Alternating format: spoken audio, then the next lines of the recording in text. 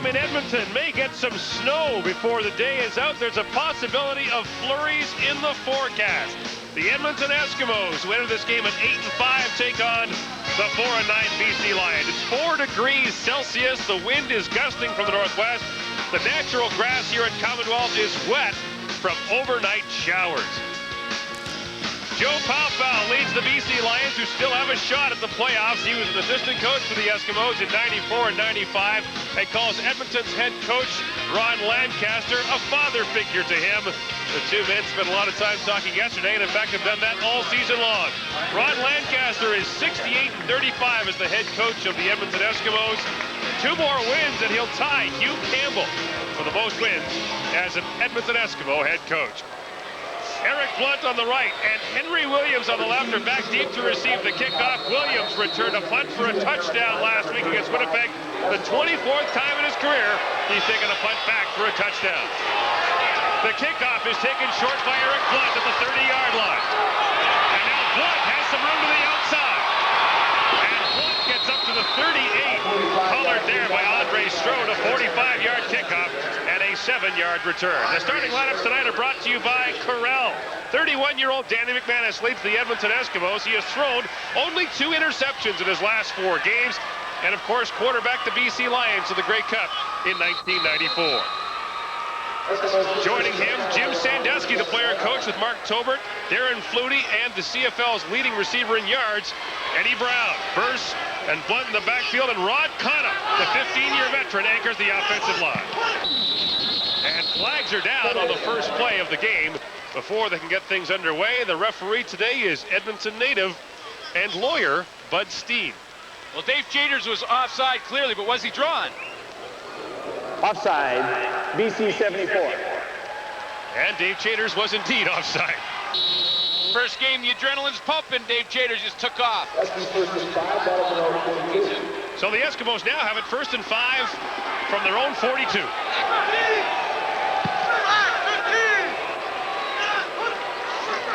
And on first down, they give it off to Eric Blunt. And Blunt is tripped up neatly on the play by Reggie Carthon, number 28. It's a gain of 1.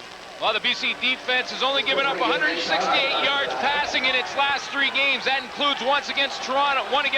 Dave Jaders, Tyrone Rogers, Johnny Scott up front. Shelton Quarles, Virgil Robertson, Tyrone Chapman, and David Mieve are the linebackers. The secondary led by Brandon Hamilton, Maurice Kelly on the corners, Kelly Sims, and Andre Strode are the halfbacks. Tom Europe is the free safety. On second down,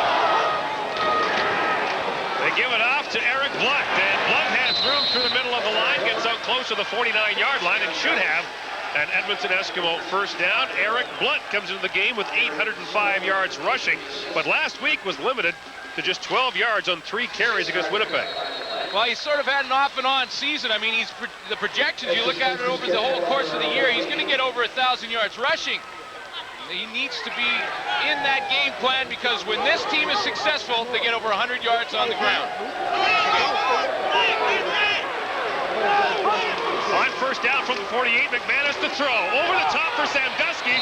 Jim Sandusky slept working on Reggie Carthon, and that area around the 40-yard line is the wettest here at Commonwealth Stadium. It's the only area on the field where there's visible water. And Reggie Carthon's back in the lineup after missing a couple of games with the shoulder injury, and he will fight with the veteran Jim Sandusky up and down that sideline. Footwear, important, Commonwealth Stadium. Jim Sandusky, another former Lion in the lineup. He was a CFL All-Star for BC in 1987. Come on, oh, come on, oh. Second down, 10 yards to go. They give him the draw play to Eric Blunt, and he gets nothing. Great stop by the BC defense, led by Tyrone Chapman, the middle linebacker. And Edmonton will be forced to punt. Well, Tyrone Chapman leads the team in tackles and roams that middle. Best linebacker so far this season for the BC Lions. Of course, he led the team last year in tackles as well. Also calls the defense. Glenn Harper is back to punt. 10 Alford is the lone man back to receive for the BC Lions. Flags are down. Low kick to Alford. Could be returnable. But Don Blair gets down quickly for Edmonton. Blair, who had a punt return touchdown of his own last week, limits the return to 1 after a 43-yard punt by Glenn Harper. Flags are down. We'll sort them out when the CFL Live returns to Edmonton.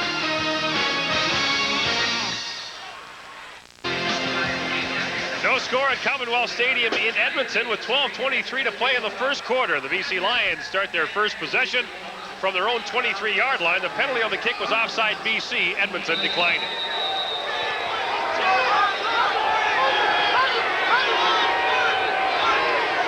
On first down, the give goes off to Corey Philpott.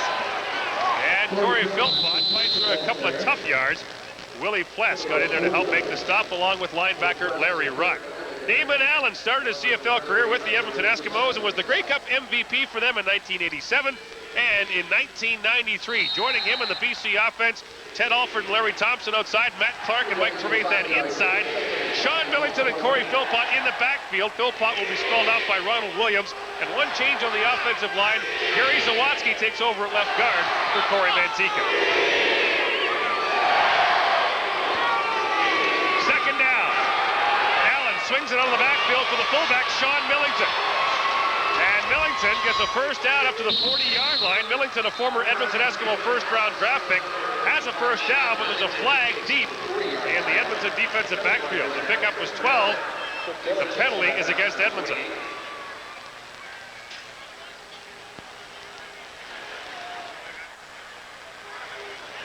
And since it's a 12-yard gain, I doubt they'll accept it.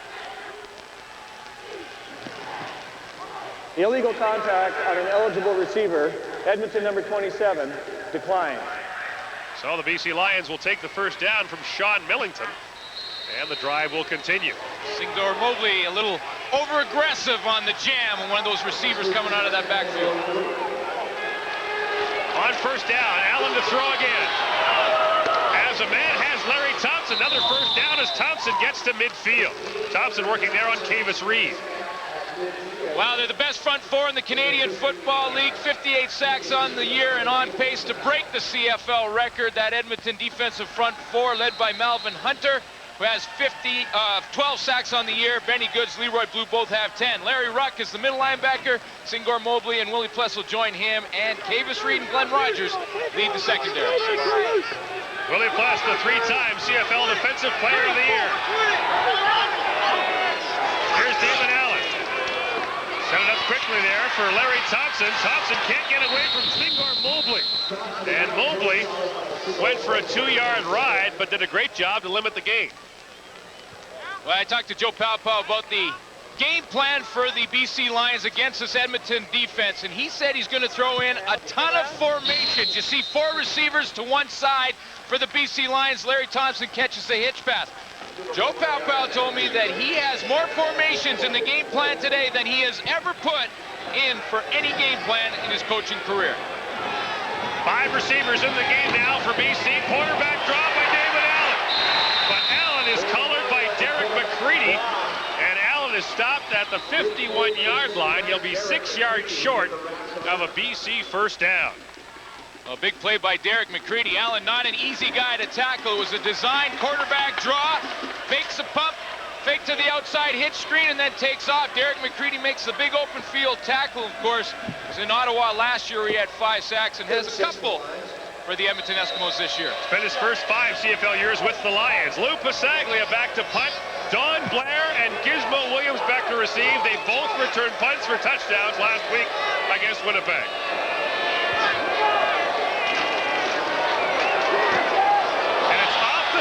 Pasaglia's foot.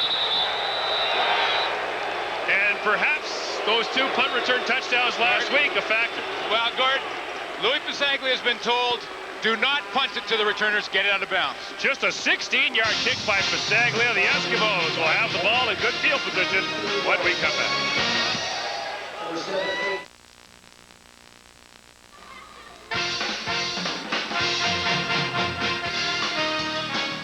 CFL Live on TSN.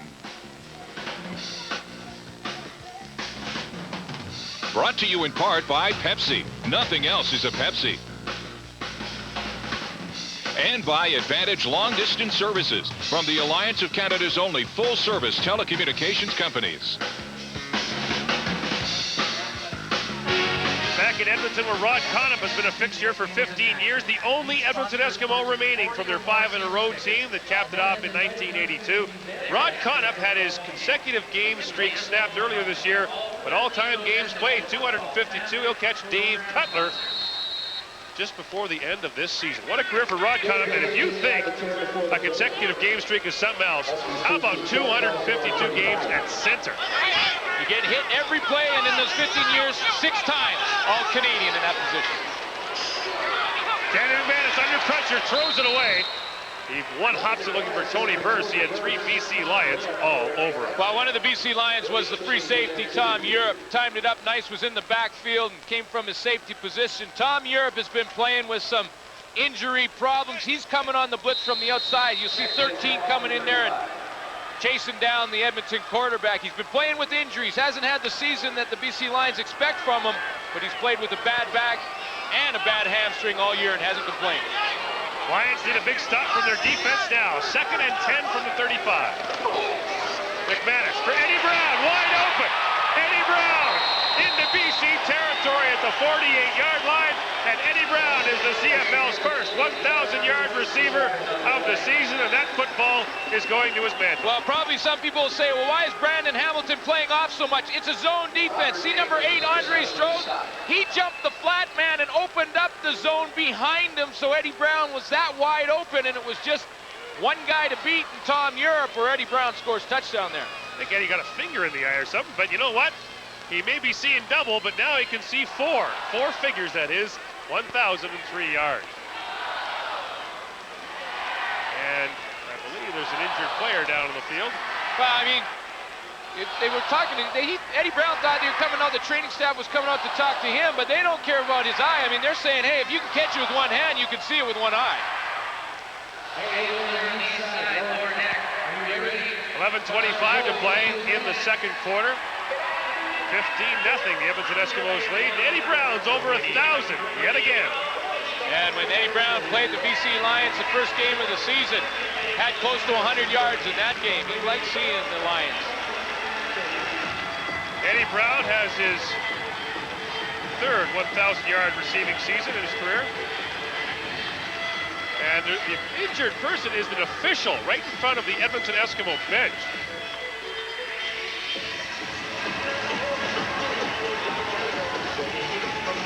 I'm not sure what happened to the official. Couldn't see what happened. We'll sort it out. 11:25 to play the second quarter. The Edmonton Eskimos with a 15-point lead. The CFL Live returns to Commonwealth Stadium right after this.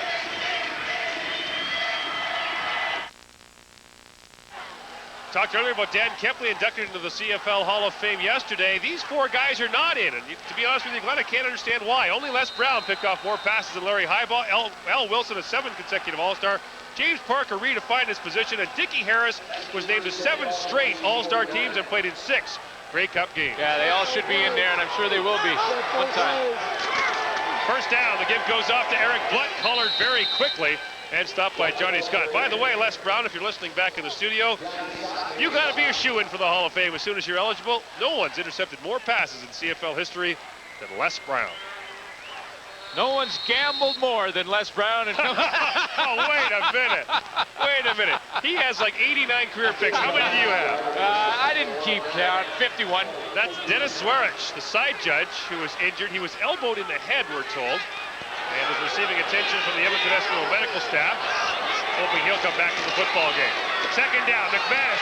Flutie flags her down. He's gone. 48-yard touchdown. Now, will it stand? Well, Flutie was fighting with Andre Strode to get into the middle, get into that open position. Tom Europe was out of the middle, so it was wide open. Darren Flutie was fighting, just a matter of who gets snapped. Contact on an eligible receiver, BC 28, decline. 2 touchdowns in the football game for the former Lion, Darren Flutie.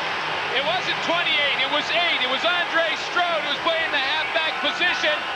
Andre Strode was trying to keep Darren Flutie out of the middle, and in doing so, grabs onto him. It didn't matter anyway. Flutie does the perfect swim move, gets into the middle where there was no free safety help. Sean Fleming to try the point after. Defensive coordinator Jeff Reinbold looks on. He also does the special teams for the Lions. They've had a punt blocked and they've given up 21 points with the convert to come. Live by the pressure defense and sometimes die by the pressure defense. Sean Fleming puts the point after through. The Edmonton Eskimos can secure a berth in the playoffs. They're looking good so far with a 22-0 lead. Darren Flutie has 3 catches in the game, 2 of them for touchdowns. Those are all cold. And Darren Flutie, smart receiver. Here he is right here. Here's Andre Strode. Now Andre Strode has to deny the inside. Darren Flutie knows that. He sees no safety, gets in there. Look at Andre Strode grab onto the receiver. Darren Flutie comes up with the catch anyway. The penalty didn't matter.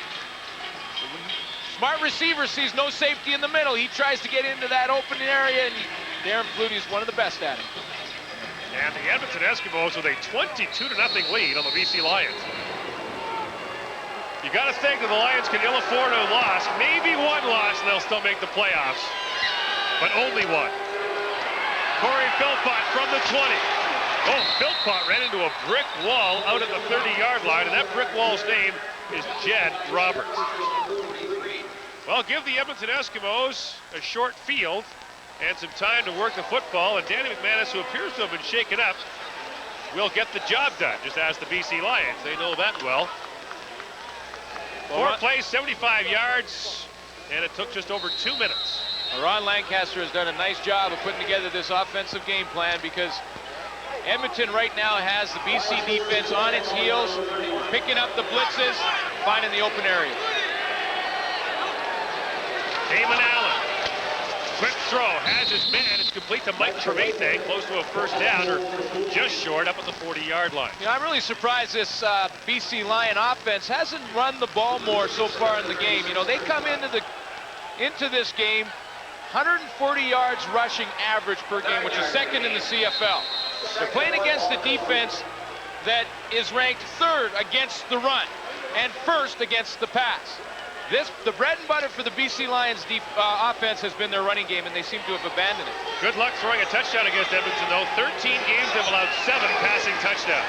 Big shot, Billington busts his way off tackle, and Billington, who began his career with the Eskimos, has a first down.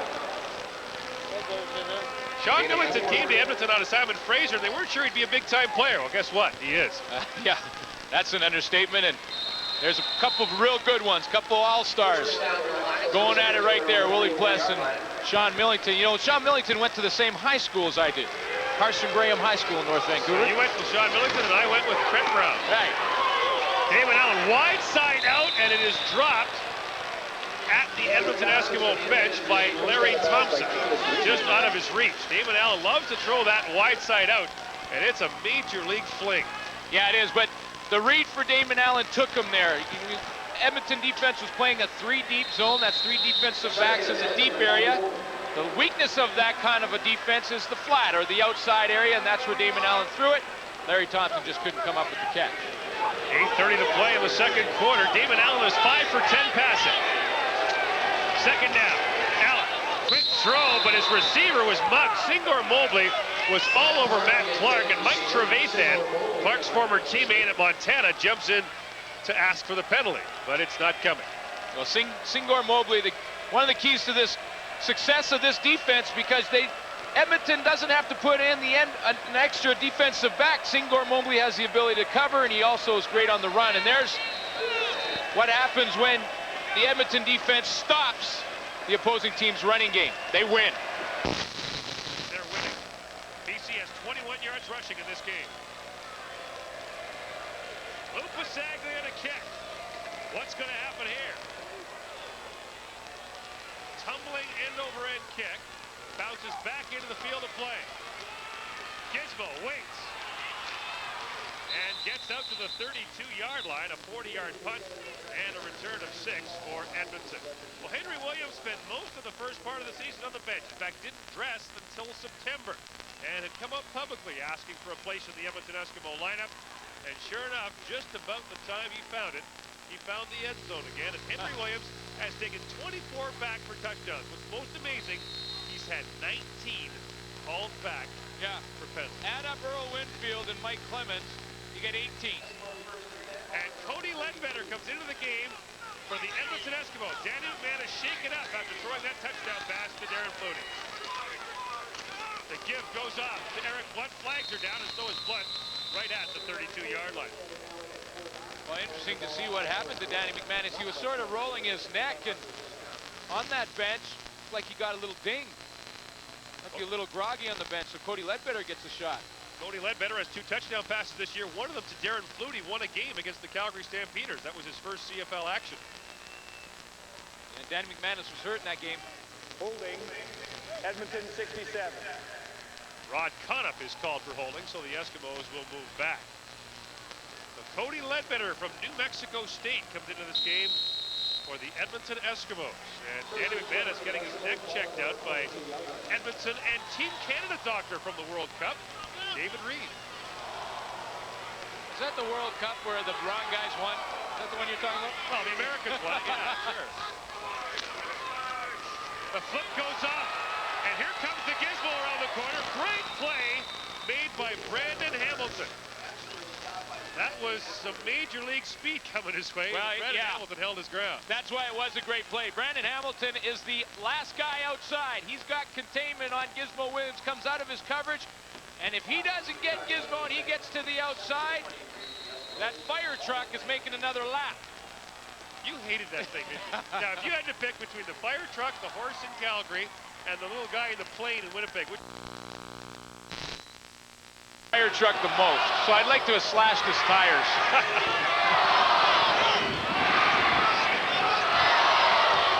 Second and 20, Edmonton. Ledbetter under pressure, gets away, and he'll run. Lots of room. Ledbetter.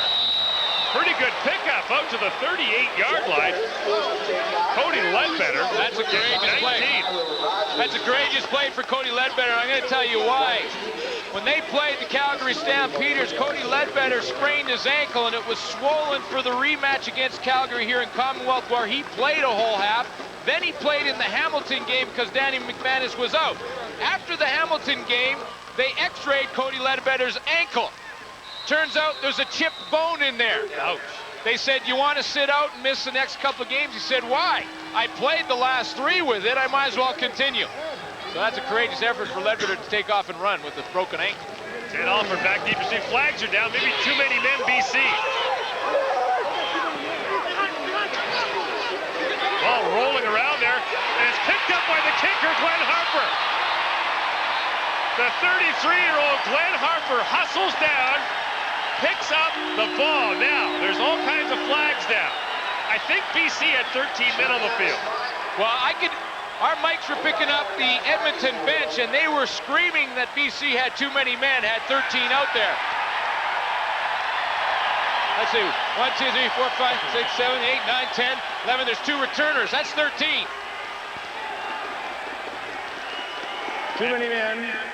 British Columbia declined.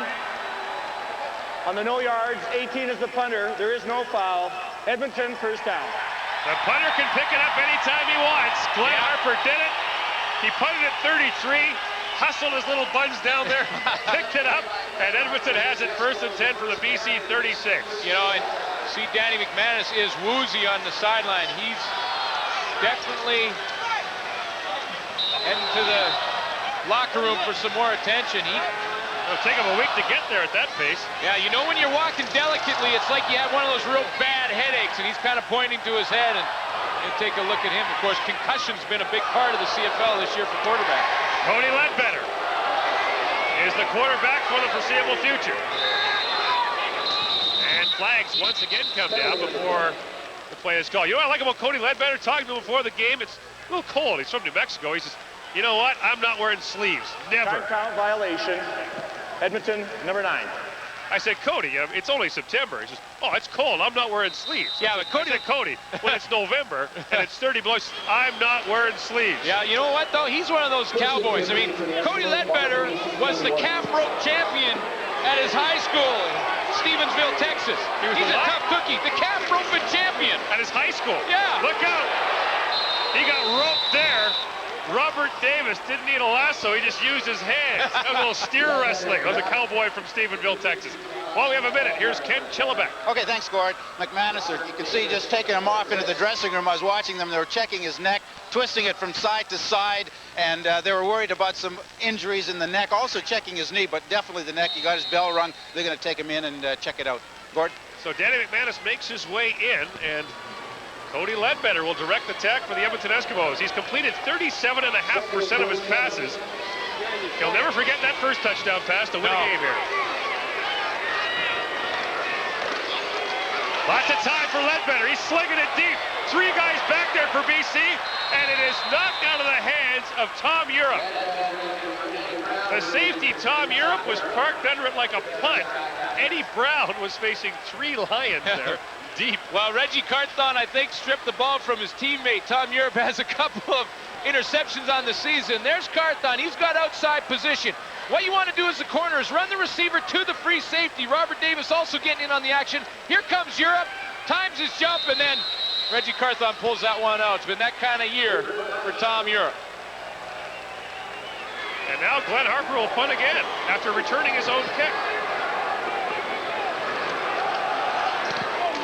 Gets it away. Flags down again. I think BC's got 13 men on the field again. Ted Alford jumps on the football to 20. The BC Lion hustled off the field, and now another flag comes down way after the play. The referee Bud Steen saw it. Well, I think BC had 13 on the field again. Yeah, they did. I was just counting as they were talking right there. They had 13 on the field again. So that was the first flag, most definitely. Let's see. 1, 2, 3, 4, 5, 6, 7, 8, 9, 10, 11. Okay. Major foul. There's unnecessary roughness. There's 11 here. There's a couple back here. There's one over there too. Yeah. That's 13. And there's objectionable conduct as well. And now the Lions, Sheldon Quarles is counting on his fingers who's on the field. Jeff Reinboldt takes care of a lot of the special teams for the Lions, and he's been, I guess you could call it overcoaching. Coaching 13 punt return specialists. Well, I know the Board of Governors met on Friday. Did they change the rules that we didn't hear about? Well, you know, sometimes it can happen once, but to happen back-to-back punt returns, almost unheard of. But objectionable conduct, Edmonton. By the way, it's 3rd and 31 if Glenn Harper wants to take off. In case he's thinking about it. 3rd and a couple of acres, and I doubt that he'll fake it here. And Alford is the lone man back deep to receive. And the Lions have 12 men on the field, as per the rules.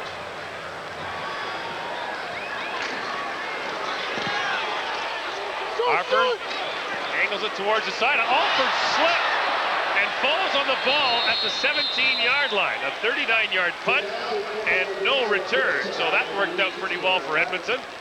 And the BC Lions are having difficulty getting anything going. Allen is 5 for 11 passing for 52 yards. But his team needs a major league comeback now. Trailing 22-0 with 4:03 to play in the first half. Yeah, but with 4:03 to play, I still don't think it's too soon to abandon your game plan. Well, think about this, though. Cody Ledbetter's quarterback in the Edmonton Eskimos. Yeah. He's a good young prospect, but he's 23 years old. He doesn't complete a lot of passes. Chances are the Edmonton Eskimos aren't going to put 40 points on the board if McManus doesn't come back. Allen under pressure. Gets it away and has his man. Matt Clark makes the catch up at the 34-yard line. And Matt Clark, who has been somewhat quiet this year with just 3 touchdown catches, has a gain of 16. Well, I talked earlier about playing the zone defense. Ed Beatty's right there. That's Matt Clark for the Lions. Ed Beatty has to drop, or Derek Beatty, excuse me, has to drop to the curl, doesn't get out to the flat in time in the zone defense. That's why Matt Clark is alone on the sideline. Damon Allen picked it up. First down, Allen gets it out there for Mike Trevathan, and geez, good sound there. He hit our audio guy. Hope he's okay. He hit our sound man. That's why it sounded so good. Was it something we said? And he appears to be all right. I don't know about the mic though. You gotta take one for the squad sometimes, I guess. Well, Trevathan breaks to the out. This time the Edmonton's in man and Glenn Rogers in charge of covering him, and there goes to sound. Like that. So, Andy got run over by a train down there. He was smiling when he got up, so he's all right. There you go. The mic isn't. Don't call the office. I hope it's insured. Now the Eskimos give up a yard on that second down play. It's now 3rd and a yard, and BC will likely gamble here. 3:13 to go in the first half. BC has not yet scored a point in the football game. Well, there's 2 points to this decision for Joe Paopao. One, Cody Ledbetter's now the quarterback for the Edmonton Eskimos. That takes a little pressure off this decision. The other is he needs a momentum lifter and something to get him into the half, maybe get some points. This is a big play for his offense. 3rd and short. Oh, I don't know. I'll tell you what, I don't know if Edmonton got there. I don't think they got it. And Glenn Rogers is taunting the BC bench, and you might want to be careful over there. I don't think they're in a very good mood. They're going to measure it, but I don't think they got it. They needed a full yard. Somebody clipped Millington's ankle right as he got to the line of scrimmage. I couldn't see who reached underneath and got him. Someone got real low. Didn't get it. No, they're well short. The Lions give up the ball on downs. We've hit the 3-minute warning. The Edmonton Eskimos having things their way. Paopao's Lions trail by 22. Coming up in our Corral halftime show, we'll take you to Hamilton for highlights of the Ticats and the Alouettes. We'll also analyze this first half of football.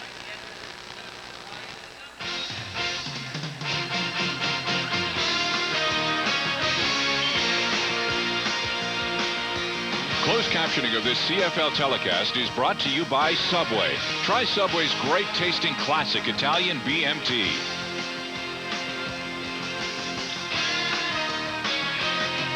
Moments ago, the BC Lions gamble on 3rd down. Who got him, Glenn? Well, it's good surge by that whole D-line. I think Benny Goods gets his hand on Millington. That trips him up, and Larry Ruck had come over the top to make sure he couldn't fall forward.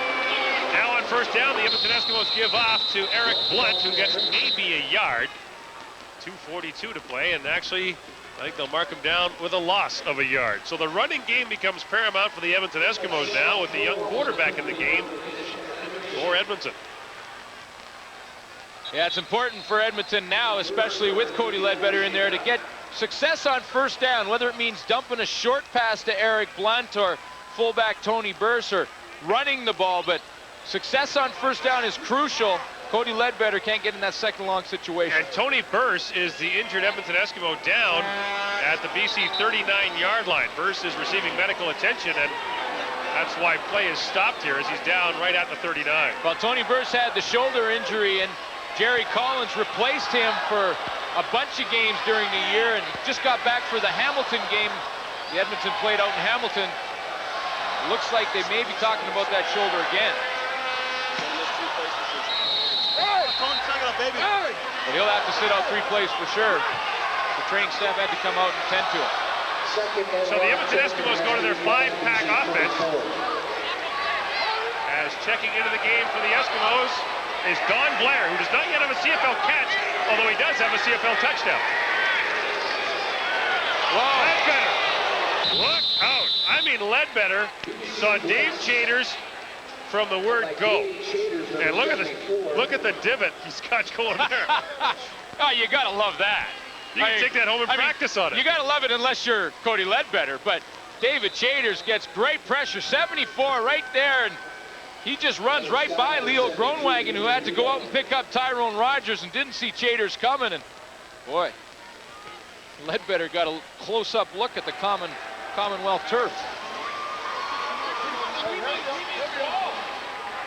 Johnny Scott is the injured BC Lion down to the 50-yard line. 2:19 to play. The ball at the BC 43-yard line. And Scott, who's had a great year for the Lions, leads them with 8 quarterback sacks. Shares the lead with Shelton Quarles. Yeah, him and Dave Chaters really having their best, great seasons. Dave Chaters has his 4th sack now of the campaign, 1996, and last 2 years he's only had a couple apiece, so he's having his best year too. Well, we talked about Cody Ledbetter, who is in the game from New Mexico State. And That's a major league pipeline for quarterbacks in the Canadian Football League. These are the top 4 passers from that league in 1993. Chris Vargas, now with the Lions, led the way. Jeff Garcia, now with Calgary, was second. Anthony Calvillo was with the Ticats, was third. Cody Ledbetter wants me to point out he was a sophomore when he was scoring. All 4 of those guys were in the top 10 in passing that year, but that man, Chris Vargas, led the conference in passing. We talked to Cody Ledbetter after the game when they beat Calgary on the last play. Ledbetter threw that throw. He says, it was so good a victory just because I could never beat Garcia in college.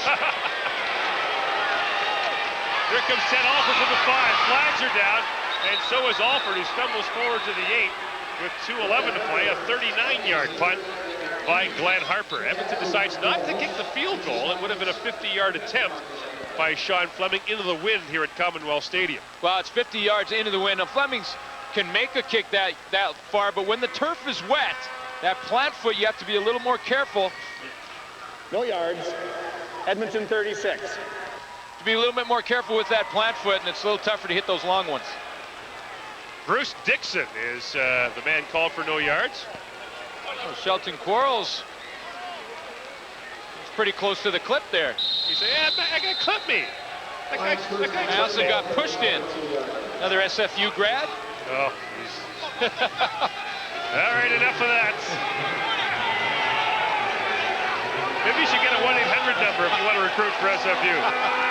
There's Corey Philpott on first down. Philpott out to the 25-yard line, a pickup of 3. This Edmonton Eskimo defense is so tough from the middle out. When you look at McCready and Goods, just 2 pillars of strength in the middle for Edmonton. Yeah, and then when you get in behind McCready and Goods, guess who's standing there? Exactly. 39. You know, I mean, is there any better that's ever put on shoulder pads for the Edmonton Eskimos? I mean, this guy's unbelievable. They just put a guy in the Hall of Fame today who's pretty good. Yeah, he's pretty good too. He's pretty good too, but there's not many better than that guy. David Allen looking deep. He wants Alford, and a flag comes down. Yeah, I think Trent Brown's going to get nabbed for the interference. Ted Alford was working deep on Glenn Rogers and Trent Brown. And I think Brown, the pride of Strathcona Compton High School and the University of Alberta, is going to be called. Okay, we're going to plug the colleges now. Well, if you're going to say SFU, I mean... Deliberate forward pass interference. Edmonton 28. Trent Brown takes a penalty that'll move the BC Lions out close to midfield.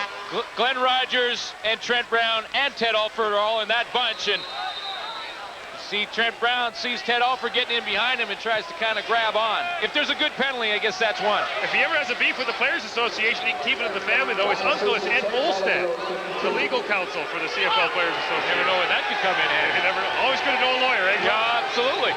First down, Allen gets it out there for Alford, who beats the first man and gets out to the Edmonton 51-yard line, his first catch of the game. Well, Ted Alford was with Joe Powpow when they were both here in Edmonton. I asked Joe, why didn't Ted Alford make the team that year? And he did make it here in BC with you. And he says, well, I had Ted Alford a slot back in Edmonton, and he wasn't a slot back, he was a wide receiver, and I figured it out, got him at the wide out position, and I think he's a pretty good player. Clock running, 1:25 to play in the first half. BC without a point so far in the football game. Allen lobs it up the sidelines for Alford, and it is just out of his reach. He was working there on Malcolm Frank. And Malcolm Frank, who doesn't have an interception this season for Edmonton, but was probably their best cover guy in the secondary, was in perfect position. A lot of times defensive backs are only judged by interceptions, and they don't look at people voting on All-Stars, the media don't look at just how well this guy's covered. He's got 7 knockdowns on the year and has been their best cover man. And the Lions will be forced to punt with 1:16 to go here in the first half. Blair and Williams back deep to receive. Henry Williams has now taken a punt back for a touchdown against every team in the CFL. Winnipeg was the only team he hadn't netted against. Yeah, Bob Cameron was bragging about that, but I guess he can't brag about that anymore. Pasaglia looking for the sidelines. Good kick. But Williams will get a chance to return it from the 5. And he is stopped at the 6. Great job by the BC special teams to hustle down and stop him. Stephen Glenn got down to make the stop along with Maurice Kelly. Well, last week at the Winnipeg Stadium, which has been a graveyard for Gizmo over the years, this was the scene late in the game. After Don Blair had taken one back, maybe Gizmo thought that his job was in jeopardy, so he just went right back the other way. Does anyone have a faster first 5 steps than him? I tell you what, when he catches the ball in the air, moving forward, boy, you better get him with that first wave because no one is going to catch it. Chance for some points. I've seen that look right there many times in my career. But the back tag of Henry Williams. First down, the give goes off to Blunt. And Blunt takes a shot as he crosses the 10, gets out to the 12-yard line. If the Lions can stop Edmonton short of a first down here and force them to punt, they got a chance for some points. Oh, yeah, this is a real key drive for the Lions offense, especially with, talked about it earlier, Cody Ledbetter in there, and Eric Blunt does his part, picks up a good job, or does a good job on first down, but this is a huge play for that BC defense. They can come out with some points if they can stop him here. Big week for Cody Ledbetter. He's playing and he bought a new truck. When you're from Stephenville, Texas, getting the truck's as big as playing.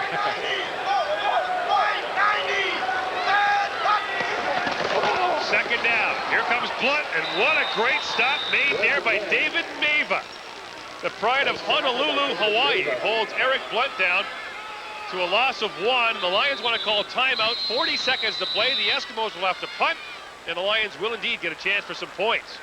And no doubt they'll come hard after this kick, and the Eskimos have been vulnerable to having punts blocked this season. The BC Lions gambled on that defensive play, and it paid off. They had all 11, well, I had 11 defensive players. One corner was off the line of scrimmage.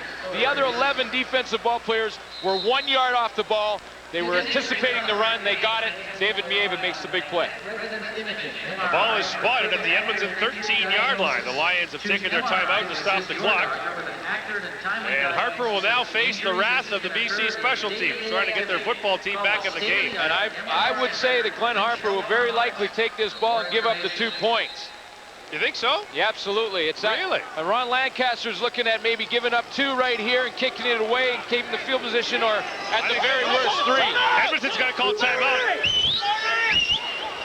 I don't think, how many guys does Edmonton have on the field now? 1, 2, 3, 4, 5. Buddy Holt, exactly.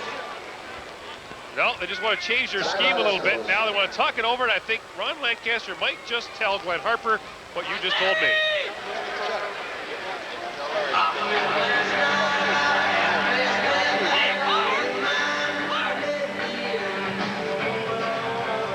So the instructions have gone into Harper. 40 seconds ago, you give up 2 here. I'd give up 2 here. I mean, Robert Davis is going to pick the ball up on Edmonton's side of midfield. If he gets any kind of return, you're already almost in Louis Pasaglia's field goal range. That's 3 points. You know what? You got the best defense in the league. I say kick it. Well, let's see who. You're probably right, but I'm kicking. Harper's going back. Harper will run as much time off the clock as he can and give up the safety, which he does. 33 seconds to go in the first half, and the BC Lions have their first points as Glenn Harper surrenders 2. A smart move by Ron Lancaster. He's looking at 3 points at the worst, and then one big play from a guy like Damon Allen on the other bench, and all of a sudden it's a 7 points, and BC Lions have momentum going in at halftime. Good play by Ron Lancaster. The only points he's given BC is the 2 that he's just given them. They haven't earned any. And Harper, this is where the punters catch that ball and they see that rush. They go, whoa, I got to get out of here. Okay, let me get to that back and get my... Where is that I thing? got to get my butt out of the end zone. Where's that stripe? So now the Eskimos will kick it off to the Lions. And we'll see if BC has a reverse or anything up their sleeves. Better ran out of real estate real quick. Your jacket?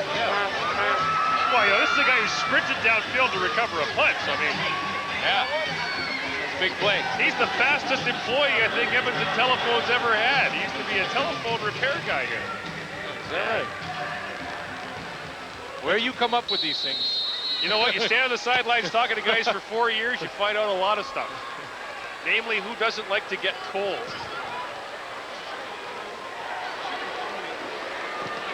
Sean Fleming kicks it off. And out of bounds. Well, there's all kinds of chess games going on out here. And while we have a moment, we can tell you what's coming up tomorrow night on TSN. Big night for us here at the network. A baseball preview starts at 7:30 Eastern. Then the NHL season preview, 9 Eastern, 6 Pacific. Yours truly with Bob McKenzie, my partner. All right. For the last 6 years. And Paul Roman and Gary Green, Dave Hodge stop by. We'll take you through everything you need to know for the NHL in the 96-97 season. Any sleeper picks for the hockey pool? Well, you know, Glenn, it's interesting. I know you finished second in your hockey pool last year, but you told the guys that you're with that you didn't get any help. Oops. So you know what, Glenn? I had the TSN hockey staff. Well, they know now. So you know what, Glenn? You're not getting any help.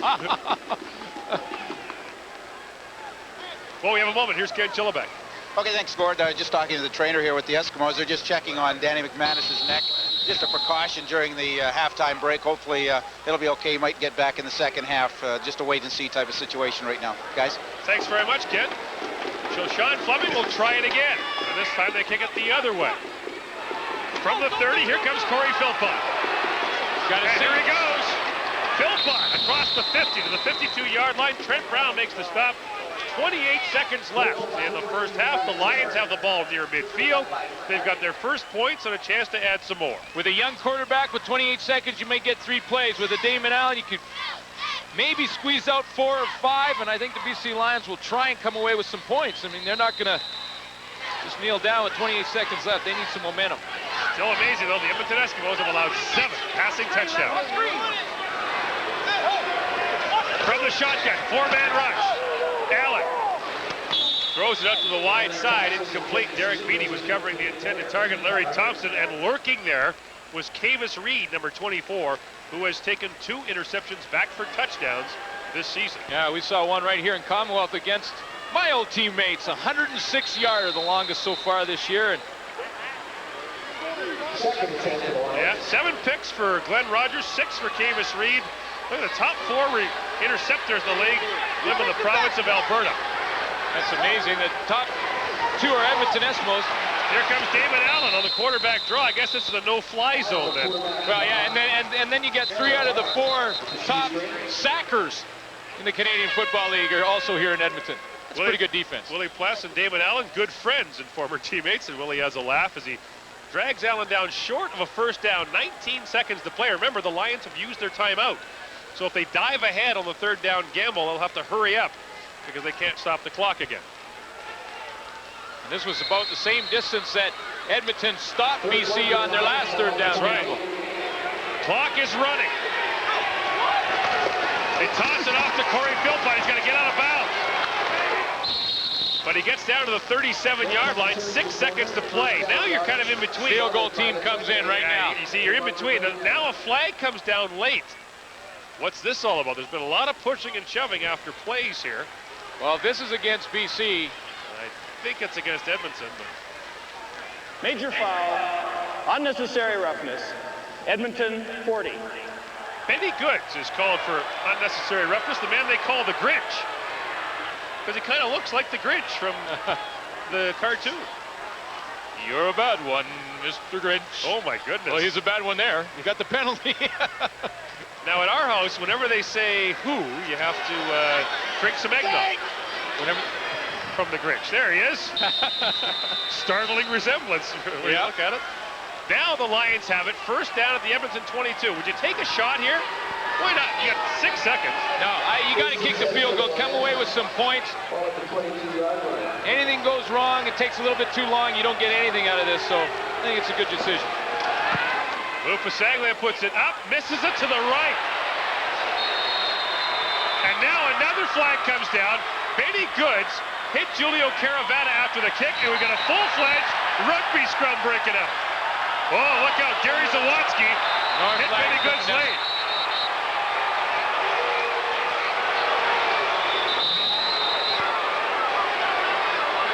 There are 3 flags down on the field.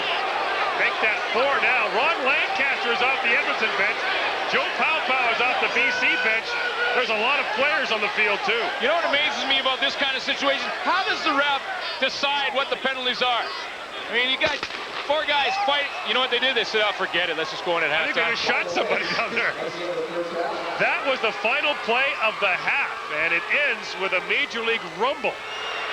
Look at this. That's 4-on-1. Sean Millington holding it. Here comes Gary Swansky. So I guess they'll tell us what the penalties were when they start the second half.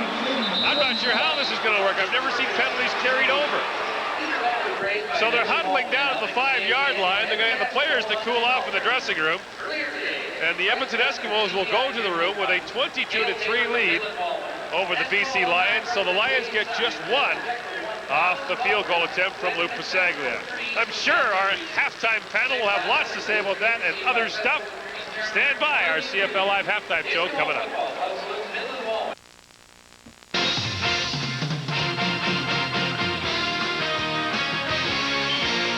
CFL Live at the half. Brought to you by Corel, world leader in CD-ROM technology. Well, a little melee at the end of that first half of football, but really that's the first signs of life from the BC Lions. They've played a rather lethargic game so far, Lee. Yeah, they really have, Darren. Maybe that little scrap at the end is going to shake them up. But, you know, when you look at BC, really they played Saskatchewan last week and won. They didn't play well in that game. I think it was Saskatchewan's ineptitude that allowed BC to win. And I think that's carried over into this game. To me, a judge of how a team is going to play, if they're going to play well, is how they play on special teams.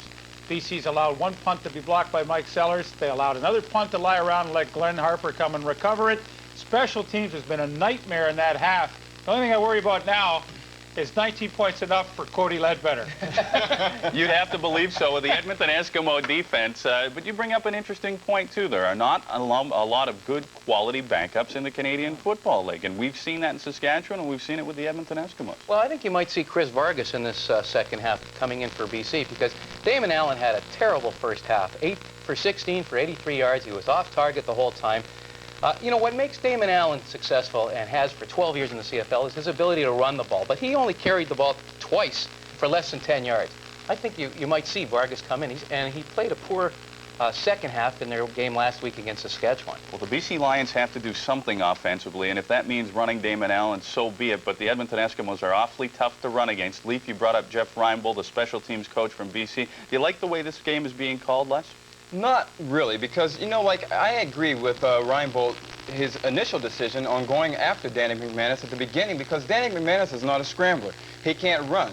So eventually, at the beginning, go after him, pressure him, see if he can get rid of the ball, and if he does, then abandon it, which they should have done. They should have abandoned the blitz because now the defensive backs are at a disadvantage.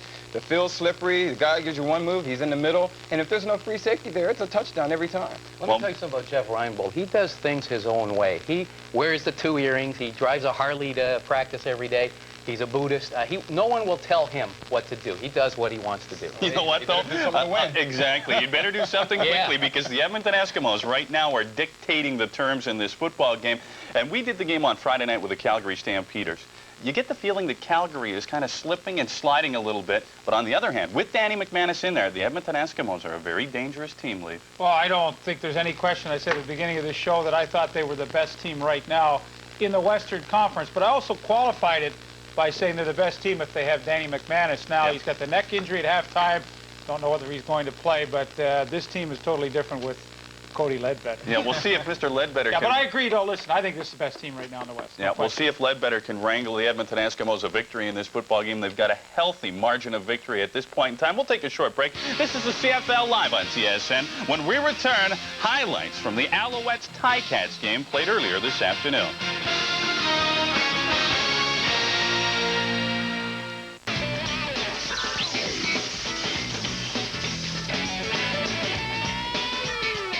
Welcome back to our Corral halftime show. Last week, Paul Osbaldiston tied a CFL record as he kicked 8 field goals against the Ottawa Roughriders. He also booted the game winner. This afternoon, his Ticats were home to the Montreal Alouettes, and the Tabbies called upon Paul again. It was a very windy day for this annual Hall of Fame game in Hamilton.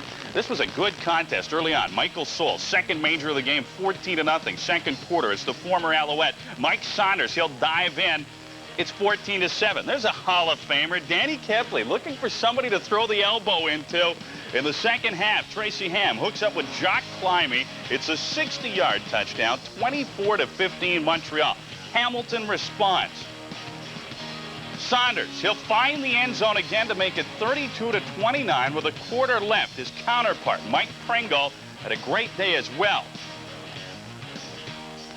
One of a few big rushes for Pringle. The Tabbies then go ahead with minutes remaining. Anthony Calvillo spots Matt Cody. They pull ahead 36-35. Terry Baker puts Montreal up 38-36. No time on the clock. Paul S. Baldiston, he boots the game winner for the second consecutive week. The Tabbies win the Hall of Fame game 39-38. Anthony Calvillo, 3 touchdown passes in the second half. The Ticats improved to 7-7 on the season. Montreal is 7-6. They're tied for second place in the Eastern Conference. As you take a look at the standings, Toronto running away with the division, 11-2. Then you've got the Tabbies. Then you've got the Alouettes. And it looks like they're going to battle down the stretch. By the way, I should make mention as well, it was a big day for Mike Saunders. He had 3 touchdowns. The former Alouette really ate up his ex-club. Les, when you looked at this football game, the Hamilton Tiger Cats played an inspired contest, and Anthony Calvillo led the way. Oh, AC is back on track like he was before he got injured. I think he's one heck of a quarterback. He really impressed me when he was with Las Vegas, when he first came in the league as a rookie, and now he only threw like maybe 7 interceptions.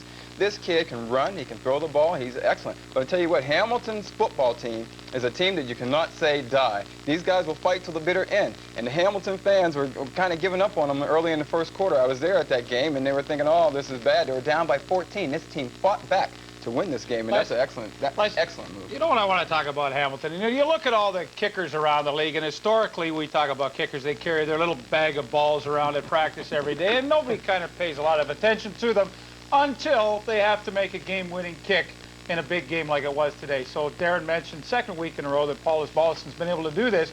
But in the first quarter of this football game, Charlie Gordon came in to try and block a punt, absolutely annihilated Osbaldiston, and they got a roughing penalty, but he was down. They had to take him off the field. This guy has got courage. He's courageous. He's got guts. And he can act. For the second week in a row, and he can act. Second week in a row. I mean, my hat's off to Paul Balliston, having a great year. Yeah, really. I think every kicker in the league can act. Hey, how about Glenn Harper? He wasn't acting on that one. No, he got drilled. He got smoked. He did get drilled. And how about Harper running down to recover a punt as well? I made reference that it was the Hall of Fame game because last night, 5 gentlemen were inducted into the CFL Hall of Fame. Al Benisic, 10 years with the Saskatchewan Roughriders as an offensive guard and tackle. Jerry Campbell, otherwise known as Soupy, 11 years in the CFL. He got into 1 fight in the Canadian Football League. Guess who we got into it with? Our own Leif Pedersen. Bill Clark, 14 years with the Saskatchewan Roughriders. Danny Kepley, our broadcasting colleague, who was a defensive terror with the Edmonton Eskimos. And in the builders category, it was Frank M. Gibson, who was a long-serving member of the Hamilton Tiger Cats and their board of directors. So what happened? Oh, wait a Give us second. the dirt. You and Soupy, and it's the only fight that you've been in. That fight was about as quick as the Tyson Selden fight the other night, and I think you could probably tell who won that fight. It was one of those. You've seen all the cartoons. Somebody hit me from behind on an interception. I turned around and I start swinging, and it's like Soupy, just with the hand on my helmet, and I'm just giving it this one. He says, "Leifer, what are you doing?" And I said, "Oh, geez, this is ridiculous." So that was the end of it. Yeah. What about the Hall of Fame? Gordon Glenn brought it up. Will we see Les Brown? 87 career interceptions, all time. Well, maybe in another 3 years, because in 3 years you will be eligible.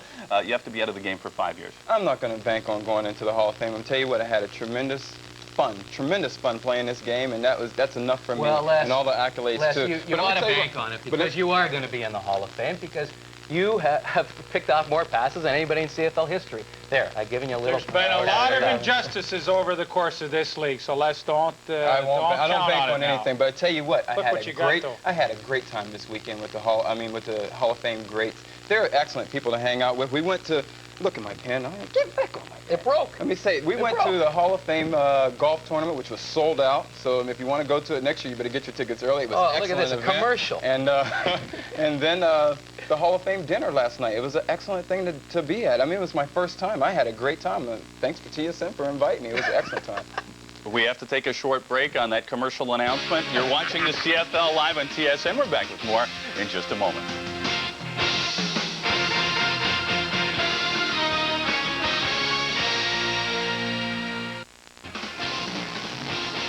Our next game comes to you from Montreal. The Alouettes, home to Ron Lancaster's Edmonton Eskimos. That's Friday, October the 4th. We're on the air at 7:30 Eastern Time. That's 4:30 Pacific Time. And so far, so good for Mr. Lancaster's team. They've got a healthy lead as we head into the second half. For their thoughts on what's transpired so far, let's go to Edmonton. Here's Gordon Glant. Gentlemen. Thanks very much, Jaron. Yeah, Edmonton has a healthy lead, but an unhealthy quarterback. More on Danny McManus in a moment. But first, a look at the first half numbers. And Edmonton built up some big numbers in the opening quarter, in particular in this football game. 162 yards passing for Edmonton to 83 for BC. 2 turnovers by the Lions, one of them on downs. Darren Flutie has 2 touchdown receptions in the football game. But Glenn, the big problem for the Edmonton Eskimos is that Danny McManus, their quarterback, was injured on the second touchdown pass to Darren Flutie. Yeah, Tyrone Chapman comes on the blitz and hits Danny McManus just as he releases the football. Now, the word is they checked his neck at halftime. He was a little groggy going in before the half. We'll see if he returns. Edmonton has to have Danny McManus back in this game. Got to use your head when you come to the football game. 22-3, Edmonton leads the Lions. Welcome back to Commonwealth Stadium in Edmonton, getting set for the opening of the second half. Now, there were all kinds of penalties at the end of the first half, but it appears they were all offsetting, and it looks like all hands are on deck. Gary Zawatsky went after Benny Goods late in the first half, but he's on the sidelines for the BC Lions, so he was not ejected, it would appear.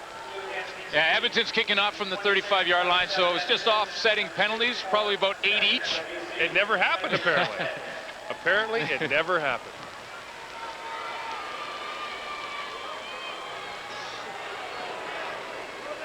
So the Edmonton Eskimos open the second half with a 19-point lead on the Lions, so need a win to stay alive. Kickoff bounces down out of bounds right at the feet of Corey Philpott. And the Lions will have good field position to start the second half. In the first half, the story of this game was touchdowns early from Darren Flutie. Hey, the sun was shining when Danny McManus hit Flutie for this 25-yard score in the first quarter.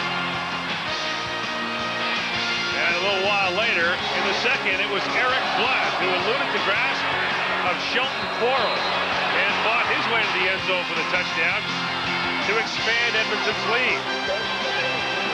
Then the play we showed you a moment ago, Darren Flutie working deep, scored his second touchdown of the game. On first down, here comes Corey Philpott.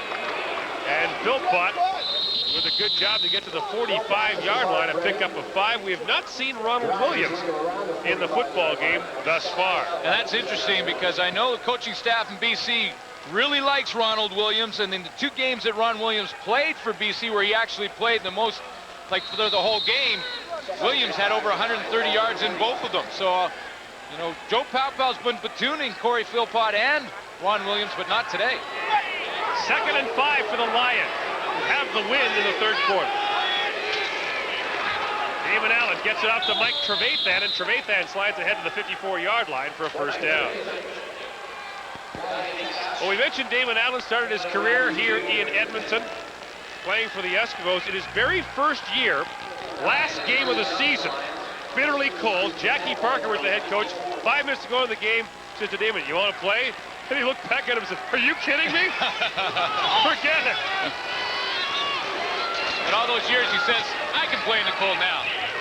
Allen slings that ball out to the wide side, right at midfield. Kavis Reed there on the coverage. Larry Thompson comes up with a catch. It'll be just into Edmonton territory at the Eskimo 54-yard line, a pickup of a couple. You really get the impression that this Edmonton defense basically dictates the game to the opposing team. I mean, Damon Allen's had to throw that wide field out 5 or 6 times in the game because that's all that the Edmonton defense is giving him. I know Damon Allen doesn't want to throw the ball out there. He'd rather throw it down the field. Edmonton won't allow him to do that. Quick drop again for Allen. They try Thompson on the other side.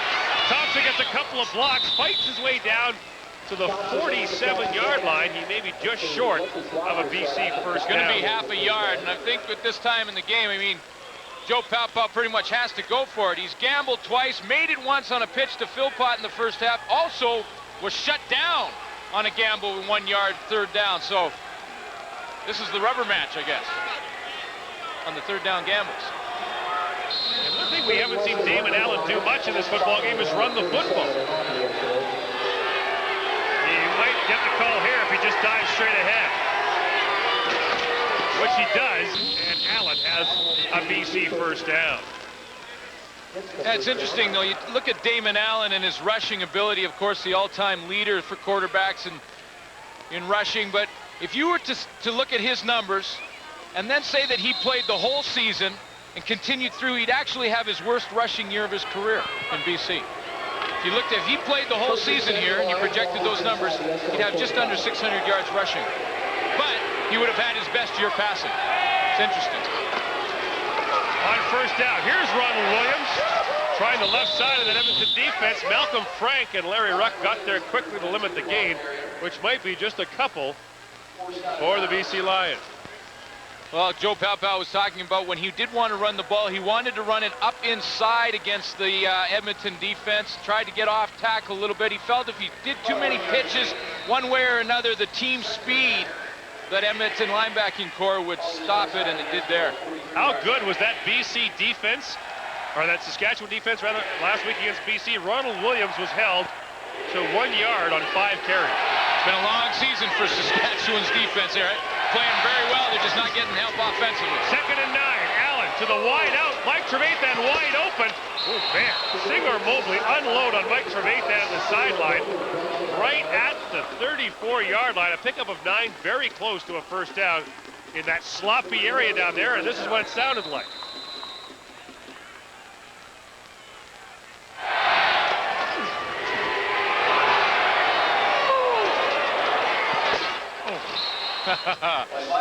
Yes. That was full speed. Singor Mobley comes across, and I love the game after the game, though. Trevathan gets up, spikes the ball, smiles and laughs, says it didn't hurt him. Singor Mobley saying, yeah, there you go, I just knocked you on your can.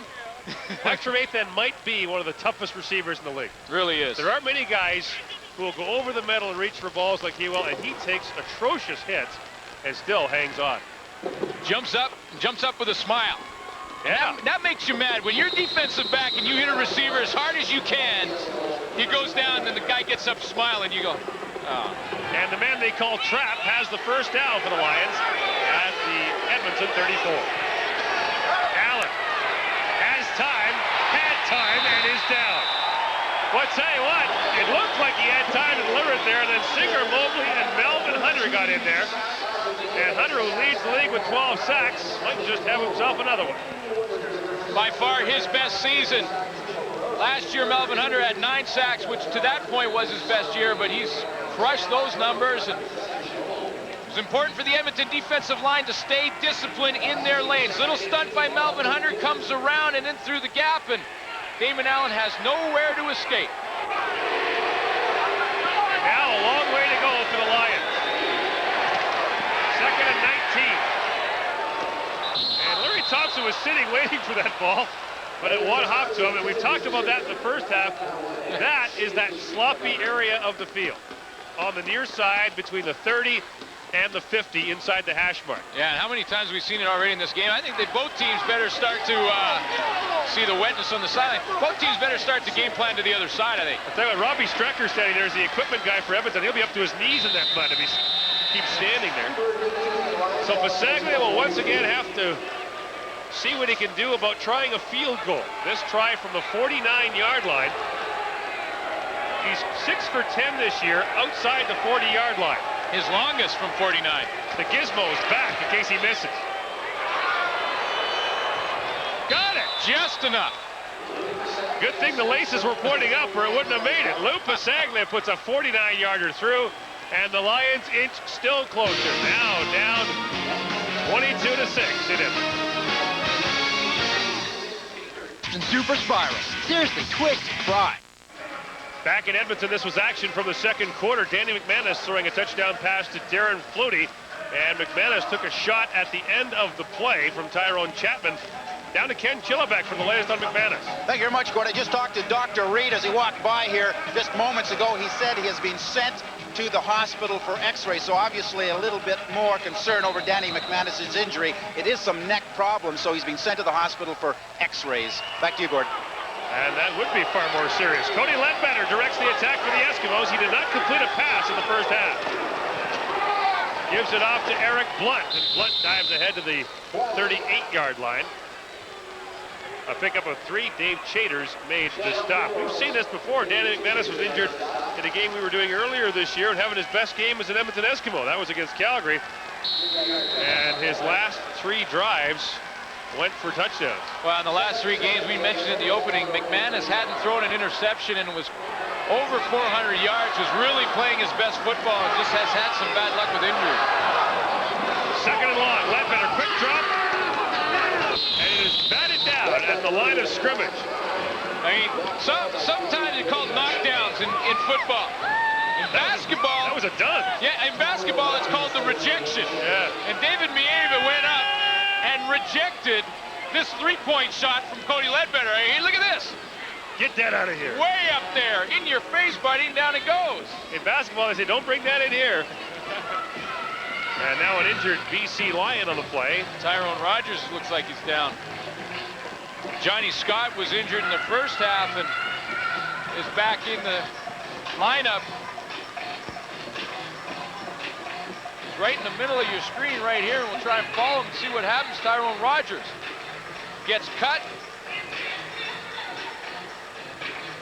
Ed Cusi goes down and cut him. Could be like a thigh bruise. Cusi hits him and gets that helmet right on the thigh. Tyrone Rogers. And Rogers getting... They're holding his head still, though. Well, I think they're checking his right knee. 9:15 to play here in the third quarter. The Edmonton Eskimos with a 22-6 lead in a hard-hitting game at Commonwealth Stadium. 22-6, Edmonton leads. Tyrone Rogers was able to limp off the football field and now receives attention on the bench. And it is getting a little darker here in Edmonton and a little colder. Can we do the rest of the game from underneath that blanket? Oh, man. I'll tell you what, you know what? I'm going to shred up some lettuce and put it through the bars of your cage. Because you know what you are? You are a hamster. You have the intestinal fortitude of a hamster. Old here in Edmonton. My girlfriend's cat is tougher than you. Glenn Harper's punt is blowing back towards him. Picked up by Robert Davis, who scoots out of bounds at the 51-yard line. Yeah. That punt was coming back to Harper. Well, and Glenn Harper recovered a punt in the first half, but that time he kind of tiptoed because he looked out of the side of his helmet and saw Andre Strode lining him up and didn't go in after that football. That'll teach him to hustle down. He recovered one of his own punts in the first half. I'll tell you, we can really feel the wind picking up here in Edmonton. Well, that ball could cut him. Now, here comes Harper. Now, he went after the last one. Now, he sees Andre Strode there and goes, I'll just wait back here by the sideline. A little safer. Damon Allen on play action. And gets it to Larry Thompson. I'm not sure if that was for Matt Clark or for Larry Thompson, but Thompson makes the catch and has a pickup of 7. Now, Glenn, yes? We could close the window if you'd like. You know, because Leaf Pedersen sometimes had the window closed, but, you know, Leaf's in the Worm studio. If you want us to close the window, we will. Get off me, man. I'm okay. Boy, it's only September. I got the vest on. I'm all right. Second down, 3 yards to go. The Lions at the Edmonton 52. The toss goes to Philpott. And Philpott is able to get the first down yardage. Willie Pless was all over him on the play, as was Errol Martin. But I think Philpott got there. Yes, he did. Willie Pless showed great quickness to get out there, but Philpott, one of the best in the business, trying to get to the outside and just got enough outside leverage on Willie Pless to pick up the first down. Well, you know, the Lions score a touchdown on this drive, and suddenly we've got an interesting football game. Oh, no question. Danny McManus getting x-rays. This rave's very cool. Allen steps up, throws it deep, has a man, Thompson. He's got the ball, down to the 10. Kavis Reed moved up on the football, and it went over his head. Larry Thompson makes the catch, and the gain is 38. Larry Thompson ran an out and up on Benson Donaldson in Saskatchewan for a huge game and does a little hitch and go here against a good corner in Kavis Reed. Thompson doesn't necessarily have great breakaway speed, but boy, is he a smooth pass route runner. He'll trick you. Trent Brown comes across. not quite time to knock that one out of there. Funny you'd say he doesn't have great breakaway speed, because he told me that in off-season workouts against you, he beat you every time. That was just to build his confidence. I let him do that. First down from the 11. Allen. Here comes Leroy Blue. And down goes Allen. Leroy Blue was just standing there like a bear. And David Allen had nowhere to go. But Leroy Blue right now is saying to himself, I got lucky there. I got lucky there. He's on the left side of the line right here. He's going to come up, and it's a one-on-one with one of the toughest guys in the game to bring down in Damon Allen, and he got lucky and got the slip, and when he saw it, he got in there as soon as he could to not give him a second chance. Loss was 5. But they all count, and that's number 11 for 89. Quarterback draw. And Allen gets back to the original line of scrimmage, and his buddy Leroy Blue was with him step for step again, and Lou Pasaglia and the field goal unit come on for BC. Pasaglia has accounted for all of the BC points, except for the safety they gave up on. Edmonton running the stunt. Leroy Blue folds underneath and just reads the play perfectly. A little bit easier to tackle Damon Allen in the crowd like that. The play before that, when you're one-on-one with nothing but field around you, it's a lot more difficult. Safety in numbers, I guess, huh? Yeah. Pasaglia will try the field goal from the 17-yard line. He has not missed inside the 20 this year. And Pasaglia puts it through. The BC Lions are creeping closer. Now trailing the Edmonton Eskimos 22-9 with 5:46 to play in the third quarter. When you were a kid in Edmonton, you either wore number 12 or number 10. I like to wear number 12. Tom Wilkinson's name was the first to go up on the Edmonton Eskimo Wall of Honor, and we're delighted to welcome him upstairs with us. Now the proud head coach of the Alberta Golden Bears.